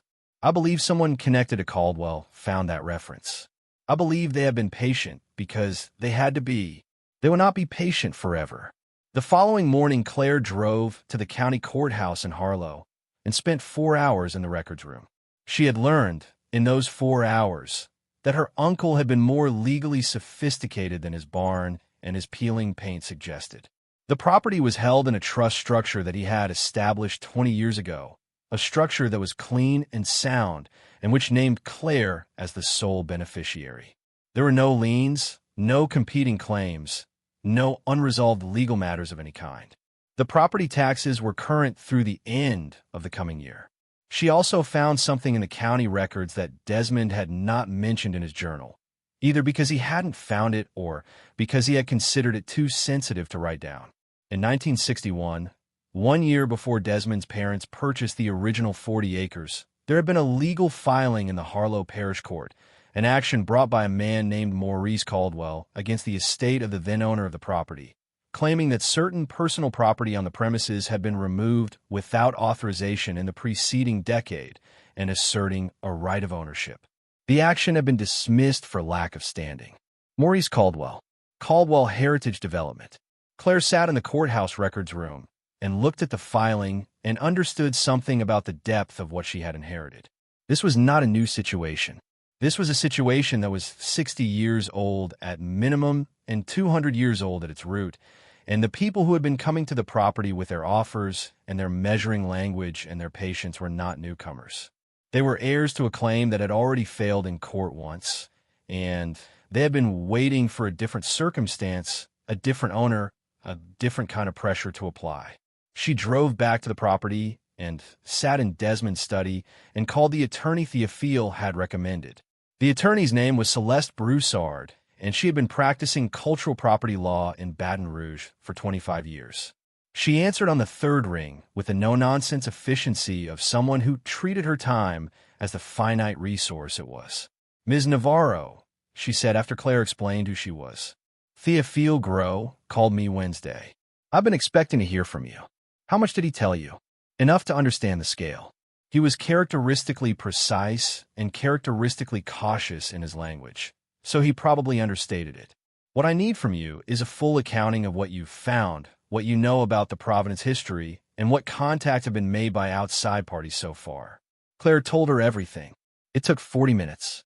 When she finished, Celeste Broussard was quiet for a moment.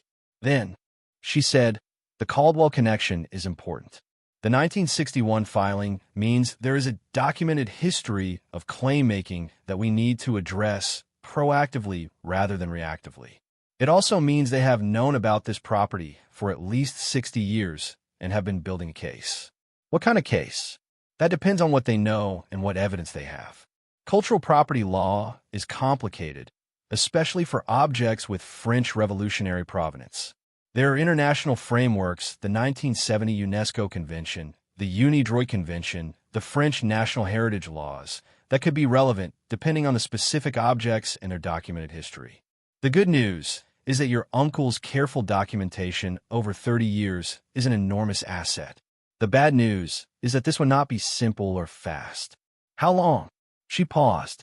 "For a complete resolution of all provenance questions and a clear path to legal disposition of the collection? Years, possibly.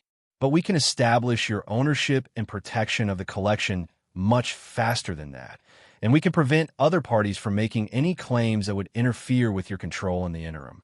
"Years," Claire said. "Ms. Navarro, I want to be honest with you about something. What you have found is not a simple windfall. It is a complex inheritance of significant value, but also significant responsibility. People will come at you from directions you don't anticipate. The French government may assert cultural heritage interests in certain pieces. The Caldwell people will certainly mount a legal challenge. Individual claimants may appear from nowhere claiming descent from people who were owed things 200 years ago. Your family members may reassess their positions once the scale becomes clear." Claire looked at the wall of Desmond's study, at the books he had read over 30 years of living alone with a secret. "My uncle managed this alone for 30 years, she said. "He did, and he managed it effectively. But he also chose a specific successor because he knew he couldn't manage it indefinitely, and because what comes next requires more than one person." Claire said, "What do I do first?" "First, you do not sell anything. Second, you do not confirm or deny anything to outside parties. Third, you contact my office Monday morning, and we begin the documentation process formally. Fourth, you be very careful about who you trust. And the Caldwell people? Do not meet with them. Do not take their calls. Do not confirm or deny anything about the property's contents. From this point forward, all contact goes through me." Claire said, "Understood." She hung up and sat for a moment. Then she picked up her phone again and looked at the 4 missed calls from Sandra Voss. She put the phone face down on the desk. She looked at Mia, who was sitting cross-legged on the study floor with Desmond's journal in her lap, reading with the focused attention she brought to things she had decided were important.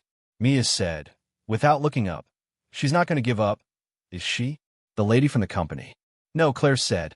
"She's not." Mia turned a page. "What do we do?" "We get ready." "For what?" "For whatever she tries next. And then the next thing after that." Mia was quiet for a moment. Then she said, "Mom, if we can really sell some of this stuff someday, can we get our own place? With a real kitchen?" Claire felt something give way in her chest, a pressure she had been holding so long she had stopped noticing it. "Yeah, baby," she said, "with a real kitchen, and your own room, and a door that locks." Mia nodded, satisfied. "And a yard?" "And a yard." For the next week, Claire worked. She had called Rosa and explained what was happening, not the full scale of it, not the numbers Theophile had given her, because she did not yet entirely trust numbers that large and did not want to name them out loud until they had been confirmed more formally. She told Rosa she was staying in Louisiana for a while, that the property was more significant than it appeared, that she needed time to understand what she had before making any decisions. Rosa said, "How significant?" "Significant enough that I'm hiring a lawyer." Rosa said, "Claire, be careful." She was being careful. She was being careful in the specific way that someone is careful when they have learned the hard way that carefulness is not the same as timidity, that being careful means knowing what you're doing and why, not just avoiding action. She and Mia began the physical work of the house in the mornings, before the heat of the day built, which was not much heat in January, but still a marker of rhythm. Claire was not a carpenter, was not a plumber, was not any of the skilled things the house required. But she was methodical, and she could read, and she had found in the barn a set of how-to manuals that Desmond had accumulated over the years, practical books on repair and maintenance that were annotated in his handwriting and that proved, on examination, to be extremely useful. They started with the things they could do safely, the cleaning that revealed the floors and walls and ceilings, the boarding of the windows that weren't already boarded and the cleaning of those that were, the clearing of debris from the rooms where water had come in and then dried and left its legacy. Mia turned out to have opinions about the house. She had opinions about every room, which Claire had expected, because Mia had opinions about most things. But the opinions about the house were specific and considered in a way that surprised her, informed by the 9-year-old's extensive reading on Louisiana architecture and ecosystem and history. That room should be the library, Mia said one afternoon, about the long room that ran along the east side of the house and had 3 windows that looked toward the old part of the land, the older trees. Because of the light, it comes in from the right angle in the morning for reading. Claire looked at the room. It was empty, its floors warped in one corner from water damage, its walls marked with the shadows of furniture long removed. She said, "You're thinking about this like we're staying." Mia looked at her with the patience of someone who had arrived at a conclusion and was waiting for the other person to catch up. "Aren't we?" Claire looked at the room. The morning light did, in fact, come in at a good angle. She had noticed it without noticing she was noticing it. "Yeah," she said, "I think we are." It was on a Tuesday afternoon, 11 days after she had arrived, that Sandra Voss appeared in person. Claire had not given her the gate combination, which meant that Sandra Voss had either climbed over the gate, which seemed unlikely in the professional clothes Claire could see from the kitchen window, or had come from the other direction, through the back of the property, which meant she either knew the land well enough to navigate it or had done reconnaissance that told her where the fence line was weakest. Neither possibility was comforting. Claire met her on the porch. Sandra Voss was in her mid-40s, with the kind of composed appearance that required maintenance to achieve and discipline to sustain, dark hair pulled back, clothes that were business appropriate for a real estate meeting in a city, but slightly incongruous against the backdrop of sagging porch railings and Louisiana winter mud. She carried a briefcase, and she smiled with the professional warmth of someone who had learned that warmth was a tool. "Ms. Navarro, I apologize for arriving without calling ahead. I've been leaving messages but hadn't heard back. My attorney handles communications about the property." Sandra's smile did not falter. "Of course. I just wanted to have an informal conversation, neighbor to neighbor, before things get formal. You've just inherited this, and I imagine it's a lot to process." "I'm processing it fine, thanks." The smile stayed. "Of course. I just want to make sure you're aware of all your options. A property in this condition, the structural issues alone, the cost of bringing it to code, it could be overwhelming for someone without experience in real estate management." Mia appeared in the doorway behind Claire, and Sandra Voss looked at her, and the look lasted just a half second too long. the look of someone who had expected to find a woman alone and was recalculating. Claire said, "Anything you want to say to me can go through my attorney, Celeste Broussard in Baton Rouge. I'll make sure she has your contact information." Sandra said, "Ms. Navarro, I'd encourage you to think carefully about the complications you'd be inviting. A property with this kind of history, there are a lot of parties who become interested. It can become very complicated very quickly. We can make it simple." The word history landed differently than Sandra had probably intended it to, because Sandra did not know what Claire knew, and Claire did not show that she knew it. Claire said, "I appreciate your concern. Have a safe drive back." She did not move from the doorway until Sandra Voss had crossed the yard and disappeared back into the tree line in the direction she had come from. Then she went inside and called Celeste Broussard. She arrived in Harlow the following day. Celeste Broussard was a short woman in her 50s with natural gray hair and the particular efficiency of someone who had never in her life wasted a sentence on something that didn't need saying. She drove herself from Baton Rouge in a practical sedan and arrived with a briefcase that, like Theophile's satchel, contained exactly what she needed and nothing she didn't. She walked through the house with Claire, examining without commenting, and then they sat in the study at Desmond's desk, and Celeste set out her assessment with the same measured directness she used for everything. The trespass, which is what Sandra Voss's unannounced arrival through the back of the property constituted, was worth noting. Claire's gate and fencing documentation was adequate for purposes of establishing that the property was secured and that Voss had entered without authorization, which was useful as a baseline. More useful was what Celeste had found in her own research before arriving. She laid a document on the desk. "Caldwell Heritage Development is a subsidiary," she said. "Not a major corporation, not a public company, but a subsidiary of a holding group called Nouvelle Atlantis Partners that is registered in Delaware and has operations in France and the United States. The French connection is relevant. Nouvelle Atlantis has, in the last 15 years, been involved in at least 6 acquisitions of properties with French colonial history in Louisiana, Mississippi, and Alabama. 2 of those acquisitions resulted in legal disputes about objects found on the properties. What happened in the disputes? In both cases, the original property owners settled before litigation completed. The terms were sealed. They were pressured into settling." Celeste looked at her. "That is a reasonable inference.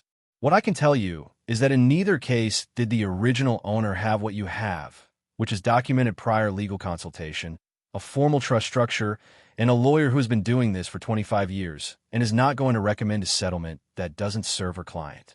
Claire said, "What do they want specifically? Do you know?" Celeste said, "Based on my research into their acquisition pattern and the specific history of this property, I believe they are interested in the French colonial period objects. The 1961 filing I found, the Maurice Caldwell action, referenced personal property of French origin. I think they have a document, probably an inventory or a letter, that describes the Beaumont Collection, and they have been trying to acquire it through purchase of the land that sits on top of it. They think that buying the property gives them the objects. In the absence of a careful trust structure and proper legal protection, that argument might have had some merit, depending on how things unfolded. Your uncle was wise enough to prevent that." Claire looked at the desk, at the false bottom drawer, at the journal, at the key. "The safety deposit box," she said. "The key that was in the desk. I haven't opened it yet." Celeste said, "I know. I think you should. I think we should do it together." The bank was First Harlow Federal, a single-branch institution that had been on the main street since 1934, and the branch manager, a man named Earl Thibodeau who had known Desmond for 30 years, met them with the kind of courtesy that small-town bankers extend to people they have been expecting. The safety deposit box was large, the largest size the bank offered, and it required both Earl's key and Claire's key to open, which Earl explained was standard procedure with some slight personal formality, the weight of 30 years of keeping this particular secret evident in the way he handled the box, and then stepped out of the room to give them privacy. The box held 4 things. The first was a sealed envelope, Claire's name on the front in Desmond's writing. The second was a portable hard drive. The third was a thick folder of documents, tabbed and organized in Desmond's meticulous way, covering, as they found when they opened it, the complete provenance research he had accumulated over 30 years. letters, photocopies of historical records, correspondence with scholars and institutions, newspaper clippings, a printed trail of historical documentation that was the product of decades of patient scholarship. The fourth was a smaller envelope, sealed with red wax, with 2 words written on the front in a handwriting that was not Desmond's. Older ink, different hand. The words read, "Pour la suite." For what follows? Claire opened the first envelope. Desmond's letter was brief. "Claire, by now you understand what you have. I'm glad. I'm glad you came, and I'm glad you're not afraid of it. The hard drive contains my complete photographic archive of the collection, with my notes. 13,000 images. Theophile has a copy. The folder is the provenance research. Everything I found. It is not complete. No one could complete it in one lifetime, but it is a solid foundation. The sealed envelope with the red wax is something I found inside the collection, wrapped inside a document that was itself inside one of the sealed crates. I believe it is connected to the original Beaumont archive. I chose not to open it because it did not feel like mine to open. It may be yours to open, or it may be something that should go to an institution. I leave that to your judgment and Celeste's, because by the time you read this, you will have called Celeste, and you will know what you're doing. One more thing. The provenance research will show you that there is a specific document in the Bibliothèque Nationale de France in Paris, reference number in the folder, that confirms the complete list of what Etienne Beaumont brought to Louisiana in 1803. When that document is matched against what is in the room under the house, you will have what you need to defend the collection against any claim. I was not able to travel to Paris to see the document myself. I hope you will. He had signed it simply, "Your Uncle Desmond." Below his name, "Thank you for coming when you didn't have to."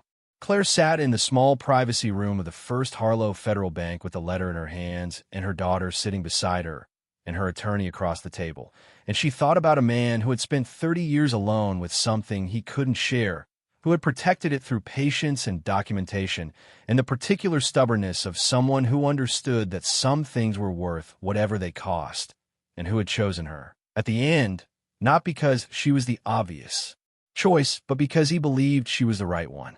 Mia said, "Mom, are you crying?" Claire realized she was. She wiped her eyes with the back of her hand, which was not elegant, but was adequate.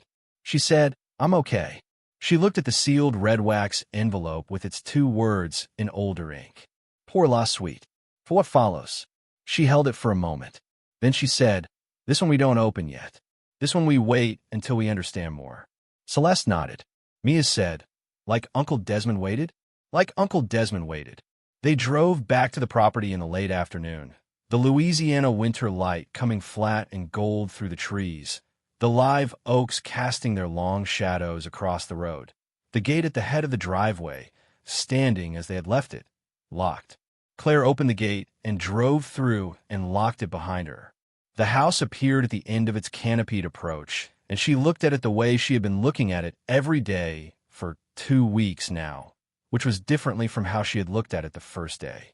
The first day, she had seen the damage, the gray paint, and the missing railings and the boarded windows. Now she saw the bones of it, the proportions that the original builder had understood and that no amount of deferred maintenance could entirely obscure, the height of the ceilings and the depth of the porches and the way the house sat in its clearing as if it had decided 130 years ago that would be exactly here, and that was final. Mia said, "We're home." Claire looked at her daughter. She thought about Sandra Voss, appearing through the trees with her briefcase and her professional smile and her careful language about complications. She thought about Caldwell Heritage Development and Nouvelle Atlantis Partners and the 1961 legal filing and the 60-year patience of people who believed they were owed something that belonged to someone else. She thought about Theophile's number, $150 million, offered with the caution of a man who understood that numbers of that size were not numbers anymore, but categories, concepts, things that required a different kind of thinking.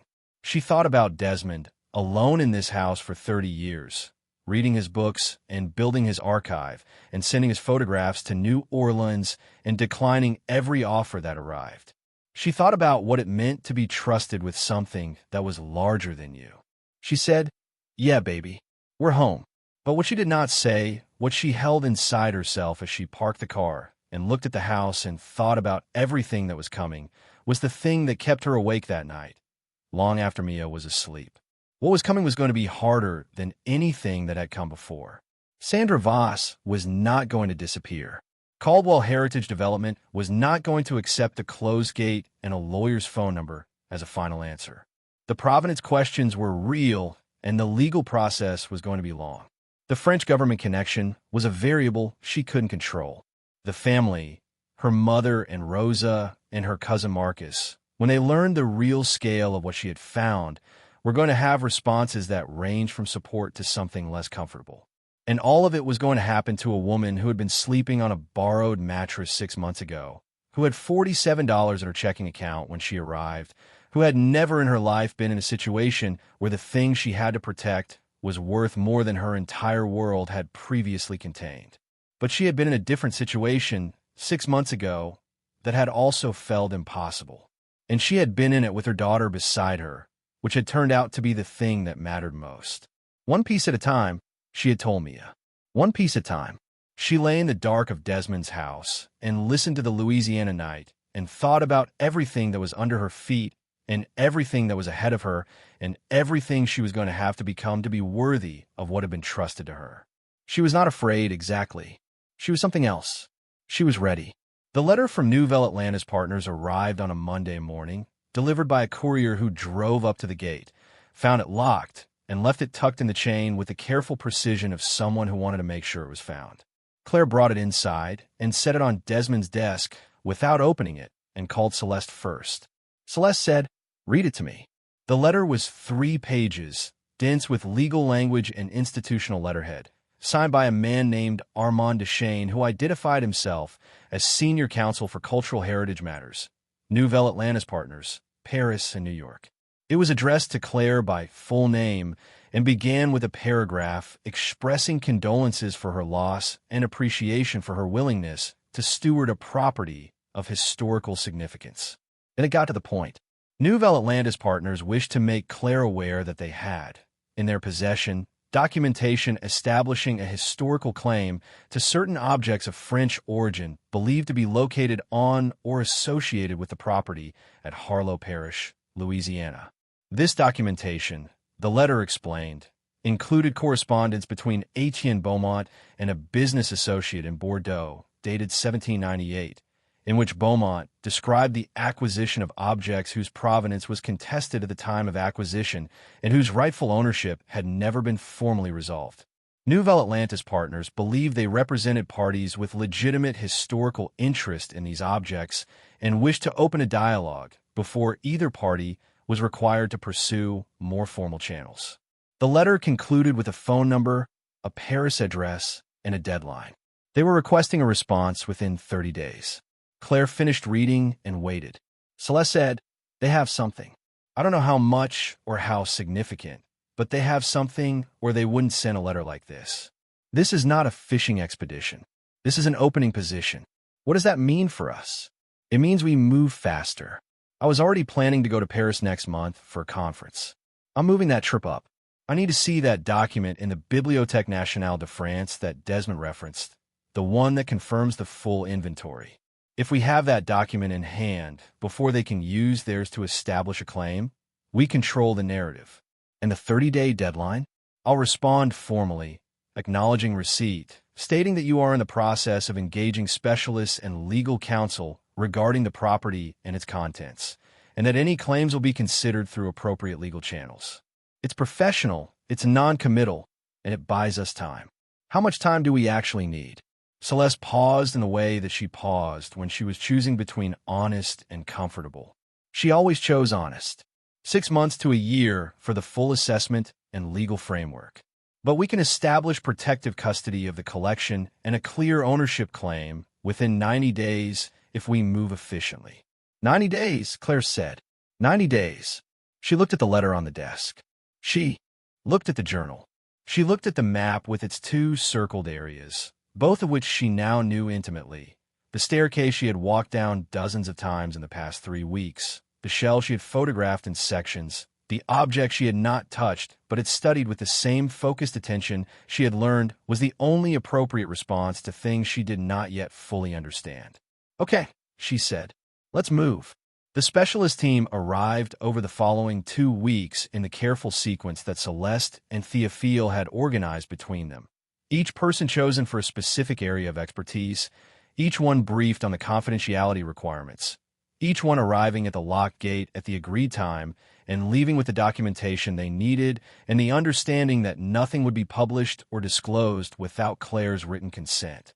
The painting specialist was a woman named Dr. Harriet Vance, from the New Orleans Museum of Art, who had studied French and Flemish old masterwork for 30 years and who walked into the underground room and stood for a full 5 minutes in complete silence before saying a single word.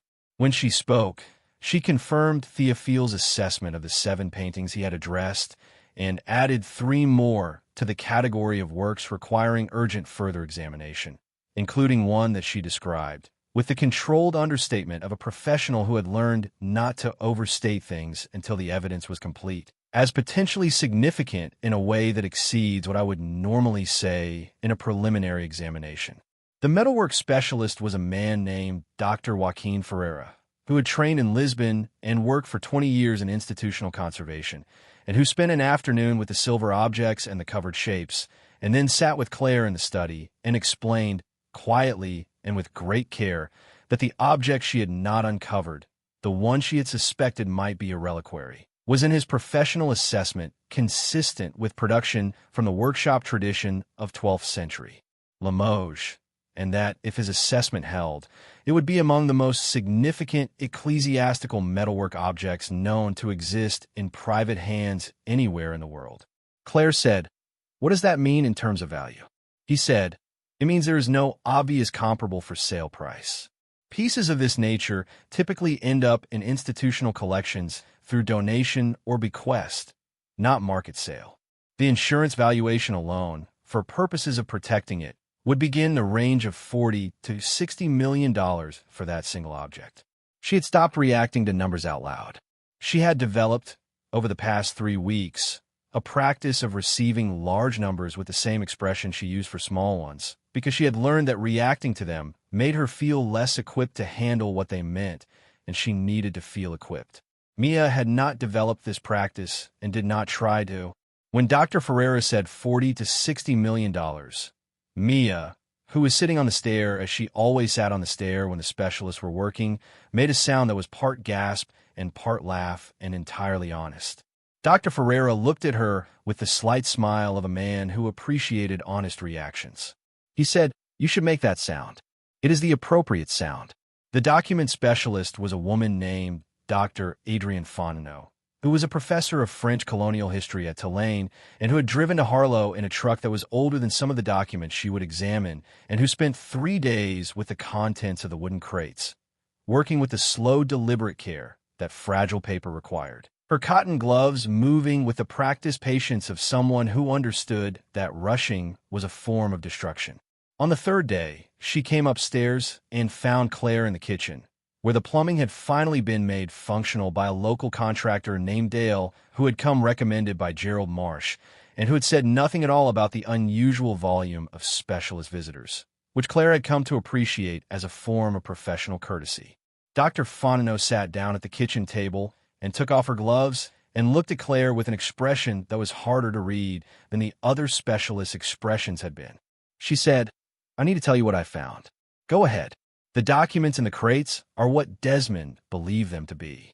Correspondence, records, inventories, all from the period between 1795 and 1805. They document the acquisition, transport, and concealment of the collection in considerable detail. They name the objects, describe their origins, and in several cases include the names of the original owners from whom they were acquired." "Acquired," Claire repeated. Fontenot said, "The Revolutionary period in France was chaotic. Objects moved in many directions for many reasons. Some of those reasons were legitimate business transactions under circumstances of great pressure. Some are less straightforward. The documents I have read suggest that Etienne Beaumont was operating in a gray area that was typical of merchants of his type and era. He was not a unique figure. He was one of many. She paused. What is not common, she continued, is the presence of a document that I found in the third crate, beneath the correspondence, that I need to show you. She produced a photograph she had taken on her camera, a careful image of a single page of handwritten text in French, the ink brown with age, the paper fragile but intact. This is a letter from Etienne Beaumont to his son, dated 1815, 12 years after. The Louisiana Purchase. Beaumont was elderly at this point. He was writing what reads as a kind of final accounting. What does it say? Fontenot translated from memory, slowly.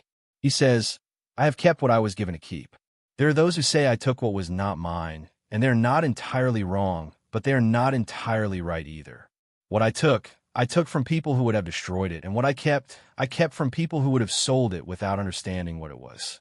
I'm not a good man by the measure of good men, but I preserve what others would have lost, and I ask that whoever comes after me understand the difference between theft and rescue, and judge accordingly. The kitchen was quiet for a moment. Mia said, from the doorway, where she had appeared without anyone noticing. He knew it was complicated. Fontenot looked at her. Yes, he knew. Claire said, does this help us or hurt us? From a legal standpoint? Fontenot said, I'm not a lawyer, but from a historical standpoint, this letter is remarkable. It is a primary source document from the original collector, acknowledging the complexity of the provenance and articulating his own understanding of it.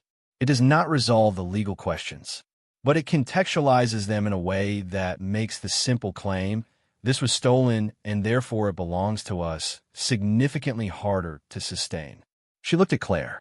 Your uncle spent 30 years trying to understand what he had. This letter suggests that Etienne Beaumont spent his last years trying to understand what he had done. In a way, they were asking the same question. Claire took the photograph and looked at it for a long time. She thought about Desmond, reading his books in this house, building his archive, sending his photographs to New Orleans, declining every offer, waiting for someone who would understand the difference between theft and rescue and judge accordingly. She thought about what it meant to be chosen for a judgment like that. She said, I need to go to Paris. Fontenot said, yes, I think you do. The trip to Paris was not what Claire had imagined, which was fortunate because what she had imagined was not what she could afford. She had imagined something cinematic, something that matched the scale of what she was dealing with. And what she actually booked was the cheapest transatlantic flight she could find in a small hotel near the 14th arrondissement that Celeste Paris contact had recommended as clean and safe and within walking distance of the Bibliothèque Nationale de France. She left Mia with Rosa, who had driven down from Houston for the purpose with a combination of loyalty and barely concealed amazement that Claire had come to recognize as Rosa's version of full support. Rosa had walked through the house, all 3 floors without saying much, and then she had stood on the porch and looked at the land and said, very quietly, Mom was right. There was something here. Claire said, yeah. Rosa said, be careful in Paris. She had been saying be careful about everything for 3 weeks. It was her form of love. The Bibliothèque Nationale de France was enormous in the way that institutions built to hold the memory of a nation are enormous. And the reading room where Claire waited for the archivist was silent with the particular silence of places where the past is stored, held, kept away from light and air and the ordinary depredations of time.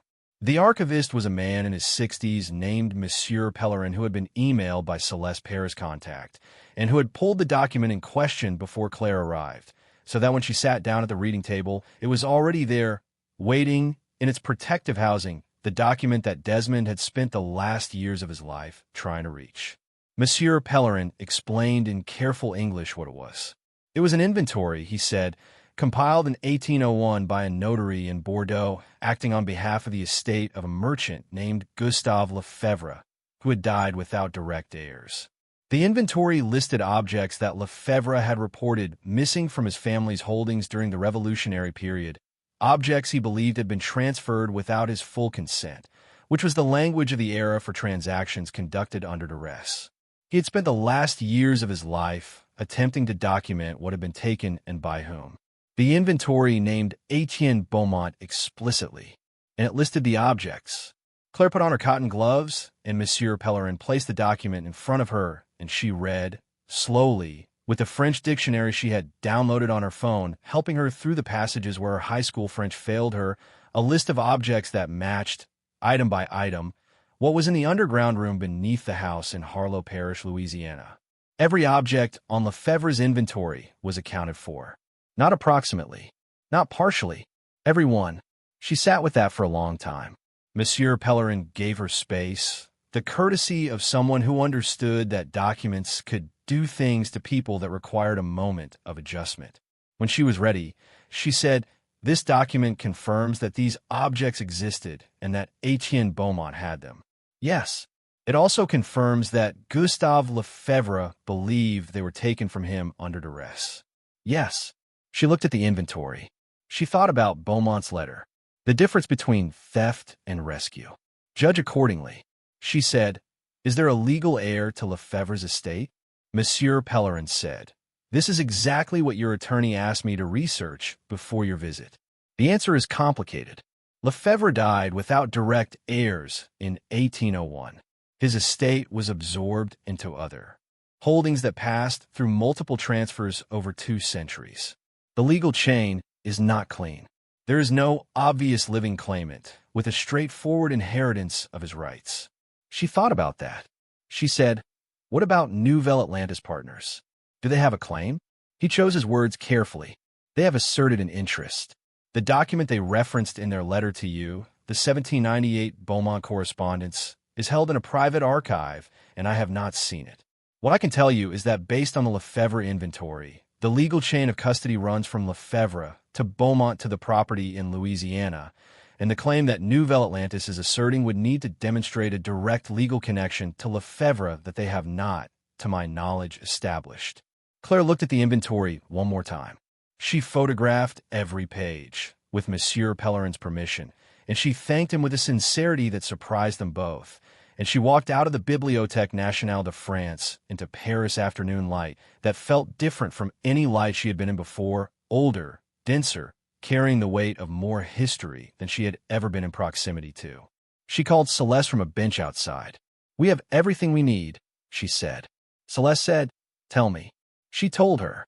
Celeste was quiet for a moment. Then she said, "The Lefebvre inventory, combined with the Beaumont letter that Dr. Fontenot found, establishes a provenance chain that is more complete than I expected. It doesn't eliminate the legal complexity, but it changes the terrain significantly. Nouvelle Atlantis can't establish a clean claim that supersedes yours without evidence of a direct legal connection to Lefebvre, and that evidence doesn't appear to exist. So we're protected. You are significantly better positioned than you were this morning. There will still be legal process. The French cultural heritage authorities may assert an interest in specific objects regardless of private ownership claims. But the scenario I was most worried about, that Nouvelle Atlantis could construct a credible enough claim to force a settlement under pressure, is now much less likely. What happens to their claim? We respond formally to their letter, we provide the bibliothèque reference, and we make clear that the provenance documentation supports your ownership. If they want to litigate, they're welcome to try. But their lawyers will read the same documents, and they will understand what they're up against. Claire sat on the bench in Paris and breathed the November air. She thought about $47 in a checking account.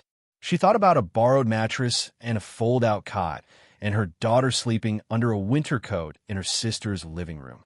She thought about Desmond, who had never made it to this bench, who had wanted to come and hadn't, who had built his archive and waited and chosen her to finish what he hadn't been able to finish. She said, "Celeste, when this is done, when the legal framework is in place and the collection is properly protected, what happens to it?" Celeste said, "That's your decision. You could donate to an institution, which would generate a tax benefit of extraordinary size and ensure the collection is accessible to scholars and the public. You could pursue private sale of certain objects, which would be a lengthy process but would generate significant liquid capital. You could maintain the collection in situ and work with institutions on loan arrangements. Most likely you would do some combination of all three. And the monetary outcome?" Celeste paused. "I don't want to give you a number until the full assessment is complete. What I will say is that the preliminary estimates from your specialists are conservative by design because they're professionals who are careful about preliminary estimates. The final numbers will be larger than what Theophile gave you, larger than 150 million. The silence that followed was not empty. It was full of something that neither of them had a clean word for. Celeste said, "Come home, Claire. We have work to do." She came home. She came home to the house with its fresh-painted porch rails because Dale the contractor had come back the week she was in Paris and finished the porch work that she and Mia had started, and Mia had supervised with the focused attention she brought to things she had decided were important, and the result was a wraparound porch that was structurally sound for the first time in at least 20 years. She came home to 7 windows that she and Mia had replaced together, the glass clean and fitted and letting in light that the boarded versions had kept out, the rooms transformed by the presence of ordinary daylight into something that resembled habitation rather than abandonment. She came home to Mia, who had spent the Paris week with Rosa and who had used the time, as she used most time, to read everything she could find about French colonial Louisiana and 18th century European art markets and the history of the Harlow parish courthouse records, and who met Claire at the gate with a hug that lasted longer than their usual hugs. And she came home to 3 voicemails from her mother, 2 texts from Cousin Marcus, and a formal letter from the law offices of Richter and Deschênes, which was Armand Deschênes of Nouvelle Atlantis Partners and a local Louisiana attorney named Stuart Richter, who had apparently decided that 30 days was a suggestion rather than a genuine deadline, and had filed a motion in Harlow Parish Court requesting access to the property for purposes of inventory and assessment. The motion was the thing that changed the timeline. Celeste had expected it eventually.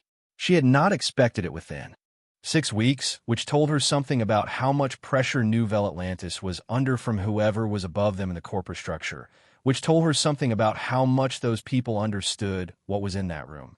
She filed her response the next morning. The response was 47 pages. It contained the Lefebvre inventory from the Bibliothèque Nationale de France, the Beaumont letter found by Dr. Fontenot, the preliminary assessment from Drs. Vance, Ferreira, and Fontenot, Desmond's complete provenance research, the 1961 Caldwell legal filing and its dismissal, the trust documentation establishing Claire's clear ownership, the documentation of Sandra Voss's unauthorized entry onto the property, and a legal argument spanning 12 pages that addressed every provision of the motion and explained why each was either unsupported by evidence or contrary to established cultural property law. She also attached, as an exhibit, a letter from the Bibliothèque Nationale de France confirming the authenticity and content of the Lefebvre inventory. And she attached, as a final exhibit, a letter of professional consultation from Theophile Gros, Dr. Harriet Vance, Dr. Joaquin Ferreira, and Dr. Adrian Fontenot, collectively representing approximately 150 years of professional expertise in exactly the areas relevant to the case, confirming their assessments and their availability to testify. The motion was denied within 2 weeks. The judge's ruling was brief and, to Claire, satisfying in the way that clarity is satisfying when you have been living with confusion for a long time.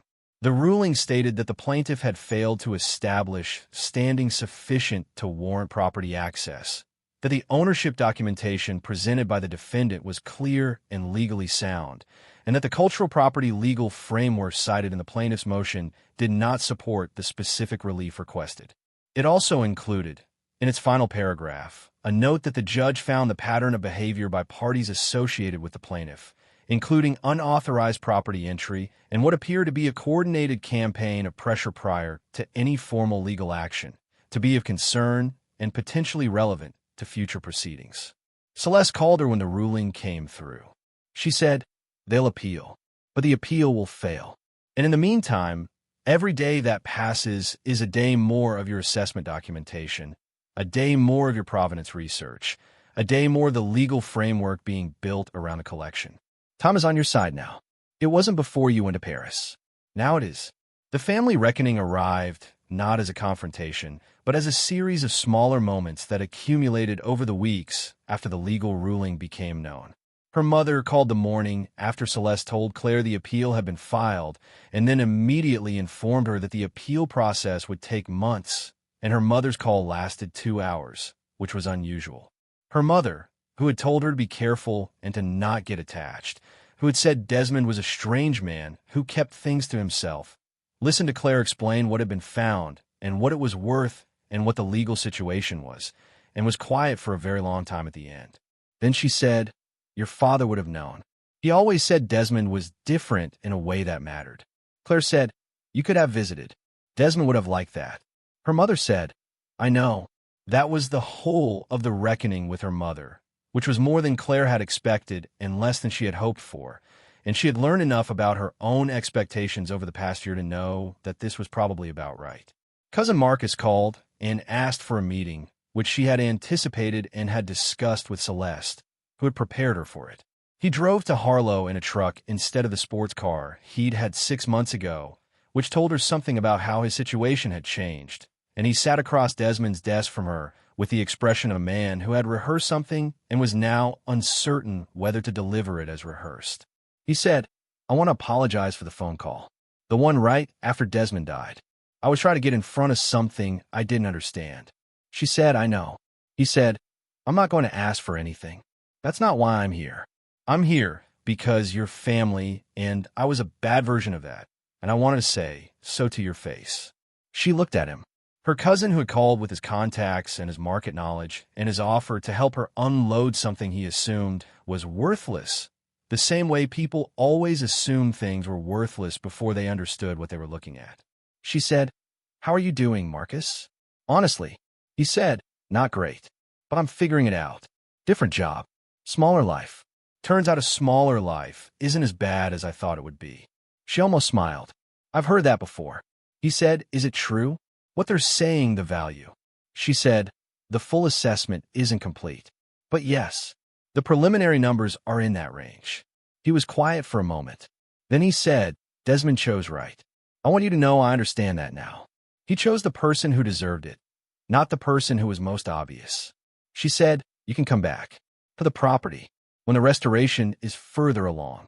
Bring a shovel or a paintbrush and come help. That's how it works here." He looked at her. Then he nodded. He came back the following Saturday with both. Rosa came the Saturday after that, with her husband and the baby, and stood on the restored porch looking at the land with the expression of someone recalibrating what they understood about the world, and then rolled up her sleeves and spent 4 hours helping Claire strip the wallpaper in the dining room, a job that required more force than skill and that filled the room with the smell of old adhesive and the sound of the two of them talking the way they had talked when they were children, before life had made them careful with each other. The dining room wallpaper came off in long, satisfying strips, revealing the original plaster beneath, which was cracked but intact, the cream color of it glowing in the winter light. Rosa said, "You're going to keep this house?" Claire said, "Yeah." Rosa said, "You're going to live here?" Claire said, "For a while at least. Mia wants to go to school here next year." Rosa said, "She's 9. She's 9 with opinions." Rosa peeled a strip of wallpaper and rolled it into a cylinder. Then she said, "What you found down there, does it feel real yet?" Claire thought about it. "Parts of it, not all of it." Rosa said, "It's going to. It just takes time." That was the most useful thing anyone said to her in the entire period, and she thought about it often in the months that followed. The full assessment was completed in the spring, 7 months after Claire had arrived in Harlow with 2 bags of clothes and a cooler of sandwiches and no idea what was under her feet. Dr. Harriet Vance's final report on the paintings ran to 68 pages. Of the 14 paintings, 11 had been conclusively attributed and 3 remained the subject of ongoing research. The 11 attributions included 2 works of confirmed significant attribution, one of which was determined to be by the hand, not merely the workshop, of a French master whose other known works resided in 4 major European museums. The insurance valuation for the paintings alone, which was the most conservative of the possible value measures, totaled $81 million. Dr. Joaquin Ferrera's report on the metalwork ran to 42 pages. The Limoges reliquary was confirmed. The confirmation had required consultation with 3 European institutions, including the Victoria and Albert Museum in London, and had taken 4 months, which everyone involved agreed was remarkably fast for an object of this significance. The reliquary was identified as a piece that had been recorded in the inventory of a Cistercian monastery in southern France in 1283 and had disappeared from the historical record in the mid-14th century. Its disappearance had been attributed to the general chaos of the Hundred Years' War. 700 years later, it was in a brick vault under a house in Louisiana. The insurance valuation for the reliquary alone was $55 million. The remaining metalwork added $43 million to that total. Dr. Adrian Fontenot's report on the documents was the one that generated the most attention outside the immediate legal and scholarly circle, because documents spoke to historians in a language that other experts could follow, and historians talked to each other, and things spread. The documents were determined to be of extraordinary historical significance, not only for what they said about the collection, but for what they said about the period. The correspondence between Etienne Beaumont and his various associates during the Revolutionary period was described in Fontenot's report as a primary source collection of rare completeness for understanding the private art market of that era. 3 major universities expressed interest in digitization partnerships.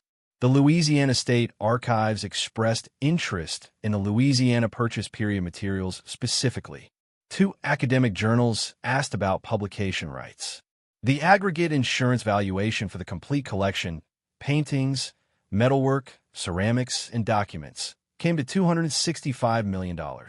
Celeste called Claire when the final number was confirmed by the independent appraisal firm they had retained for exactly this purpose, a firm that had no prior relationship with any of the specialists and whose sole function was to produce a number that no party in any legal proceeding could reasonably dispute. Celeste said, $265 million. Claire said, I know. She had known for 2 days. She had been sitting with it, the way she sat with large things, quietly, letting them settle. She had told Mia. Mia had said, that's more than the whole school costs. Claire had said, a lot more. Mia had been quiet for a moment, the focused quiet of someone thinking through implications. Then she had said, we should do something good with it. Besides, keep the house. Claire had said, that was always the plan. Celeste said, the appeal from Nouvelle Atlantis was rejected yesterday. I should have led with that. Claire said, I saw the email. There will be further maneuvering. Their lawyers are not going to simply go away. But the core of their argument is gone. The Lefebvre inventory, your provenance chain, Desmond's documentation, combined they have built a wall that private litigation cannot breach. The French Cultural Heritage Authority is a different matter. I have been in conversation with their representatives, and there is a path to a negotiated arrangement for certain objects, particularly the reliquary, which they have expressed significant interest in. What kind of arrangement? Long-term loan to a French institution, with full attribution to the collection and to you as donor. The reliquary would be accessible to scholars and the public in France, where it has historical context, while legal ownership remains with you or whichever institution you eventually partner with. That seems right. It is right. And it generates practical options. Their lawyers will have told them that further litigation has poor odds against the documentation we have. They will move on to something else. Claire said, they will find another property. Another person who does not know what they have. Celeste said, probably. But that is not your problem to solve today. It might be eventually. A silence. Then Celeste said, yes. It might be, but one thing at a time. One thing at a time. She said it to Mia that evening on the porch, where they had taken to sitting after dinner when the weather allowed, which in Louisiana spring was most evenings, the light lasting long and coming through the live oaks and the particular gold of late afternoon that had become, over the months of living here, the color Claire associated with the feeling of being exactly where she was supposed to be. Mia said, Mom, when it is all figured out, when the lawyers are done and the assessments are done and all of it, what happens to us? Claire looked at her daughter, 9 years old, who would be 10 in August, who had spent the last 7 months learning the names of Louisiana bird species and helping replace windows and sitting on the stair of the underground room asking questions that the specialist consistently described as perceptive. She said, what do you want to happen? Mia thought about it with the seriousness she brought to questions she had already been thinking about. I want to stay here. I want to go to school here. I want to learn how to take care of the land the right way, like Uncle Desmond tried to do. You would have to learn a lot. I know. She paused. I want to do something for people who do not have enough. Like we did not. Claire said, what kind of something? Mia said, I do not know yet. Something real. Not just money. Something that actually helps. It was the most Mia thing she could have said, which was also the most correct thing, and Claire thought about it for a long time after Mia went inside. She thought about what Desmond had built, alone, over 30 years. The archive and the documentation and the preservation and the careful stewardship of something he had found by accident and chosen to protect rather than exploit. She thought about the choice he had made. Every year when someone arrived with an offer that would have made his life materially easier, to say no and go back to his books and his workshop and his correspondence with Theophile and his slow, patient accumulation of understanding. She thought about what it meant to do that for 30 years without knowing who the person on the other end would be, without knowing if the choice would ever be vindicated, without knowing anything except that the thing he was protecting was worth protecting, and that was enough. She thought about $47 in a checking account and a fold-out cot, and her daughter sleeping under a winter coat, and the morning she had answered a phone call she had almost not answered. She thought about what her uncle had seen in her from a distance, that had made him choose her over people who were more obvious, more successful, more conventional in their qualifications. She thought he had seen exactly what Mia had just said. Not just money, something real. The formal announcement of the collection's discovery was made on a Thursday morning in early June, 6 months after Claire had first arrived at the property, in a joint press release issued by Celeste's office, the New Orleans Museum of Art, and the Harlow Parish Historical Society, which had become involved 3 months prior when Dr. Fontenot had brought them in as a community partner. The release was carefully worded, as everything in this process had been carefully worded, acknowledging the complexity of the provenance, describing the scholarly significance, explaining the ongoing legal and institutional arrangements, and crediting Desmond Navarro explicitly and at length for the 30 years of preservation that had made everything possible. It described the collection's total assessed value. The response was immediate and substantial. National media picked up the story within hours. By Friday morning, 3 television networks had called. 2 documentary production companies had emailed.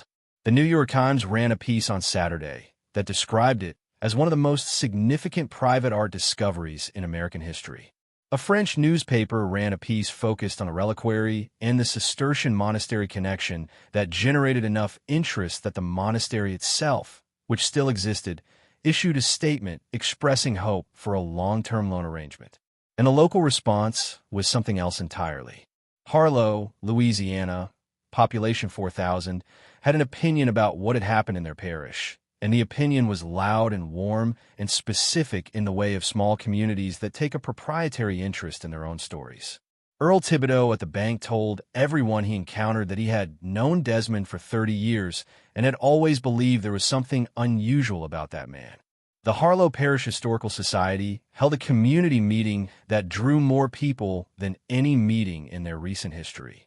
And the parish school superintendent called Claire to ask if she would consider speaking to the 8th grade history class about what it meant to preserve things that mattered.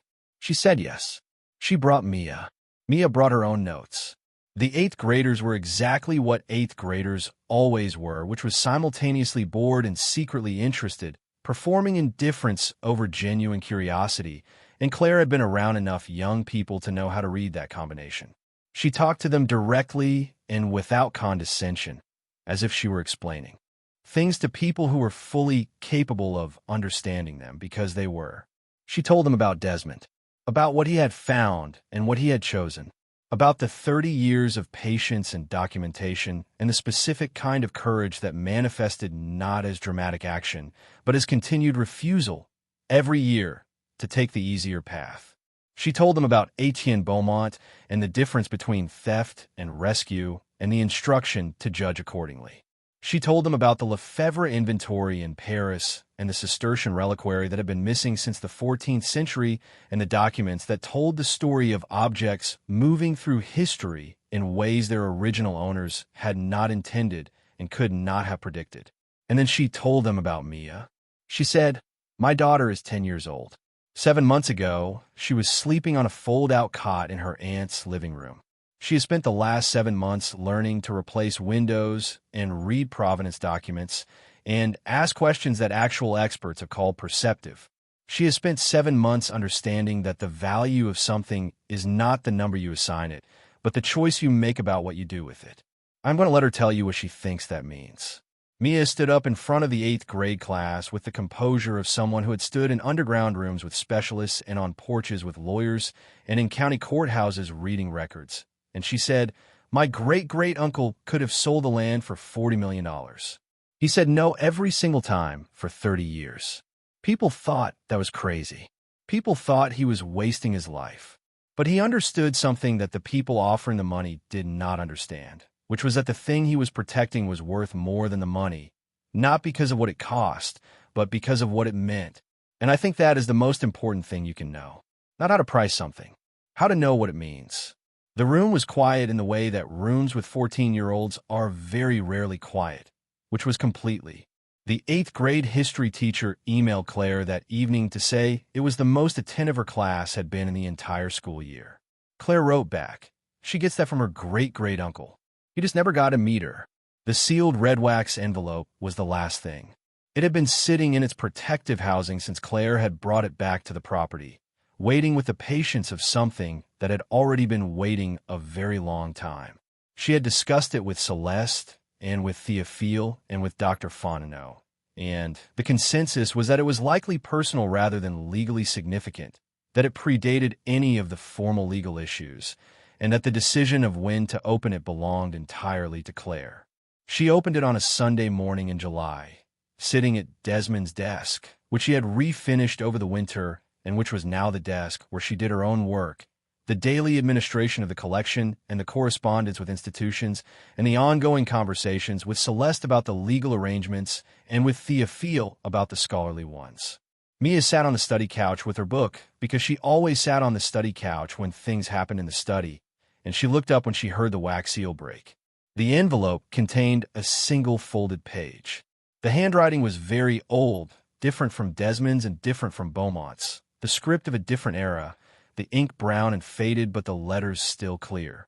It was in French, and Claire read it slowly with the dictionary she still kept open on the desk, working through each sentence with the patient care she had learned from every specialist who had taught her that patience was not optional when the thing you were reading mattered.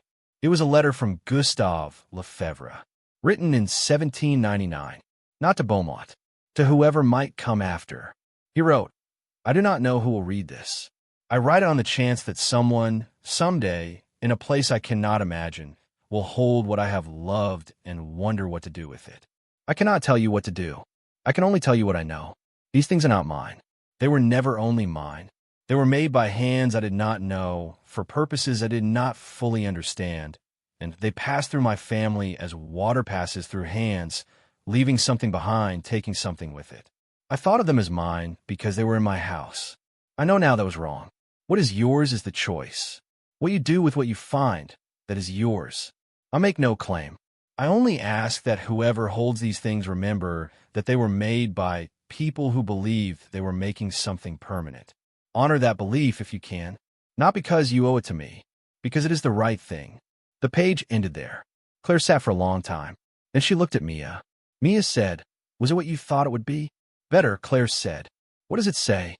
Claire translated, slowly, the old sentences into plain words, sitting at her uncle's desk in the house that had held its secret for 200 years, reading a letter from a man who had been dead for more than 2 centuries, but who had understood, in 1799, the same thing that Desmond had understood in his lifetime, and that she was only now beginning to fully understand herself. What is yours is the choice. Mia listened to every word. When Claire finished, Mia was quiet for a moment. Then she said, "We should put that in the archive." "Yes," Claire said, "we should. Can I hold it?" Claire put on her cotton gloves and carried the page across the room and placed it in Mia's outstretched hands. Mia held it the way she had, with the careful deliberateness of someone who understood that some objects required a different kind of attention. She looked at it for a long time. Then she said, "He did not know us, and he trusted us anyway." Claire said, "Yes. That is like Uncle Desmond." "Yes, it is." Mia looked up. "We're going to be okay, are we not, Mom?" It was not entirely a question. Claire looked at her daughter, holding a letter from 1799 in the study of a house that had been protecting something extraordinary for 2 centuries, in a place they had arrived at with nothing except each other and the capacity to understand what mattered when they saw it. She thought about the woman who had been sleeping on a borrowed mattress 14 months ago. She thought about what it meant to be chosen. She thought about the weight of things that could not be measured in money, and how you got stronger by carrying them, and how the carrying was not a burden, but a purpose, and how the difference between those 2 things was everything. "Yeah, baby," she said, "we're going to be okay." The formal partnership with the New Orleans Museum of Art was announced in September, a joint stewardship arrangement that placed 11 of the 14 paintings on long-term institutional loan, with attribution to the Navarro-Beaumont Collection and educational programming developed in partnership with Harlow Parish Schools. 3 paintings remained at the property, displayed in the restored East Room that Mia had identified 7 months ago as the right room for light.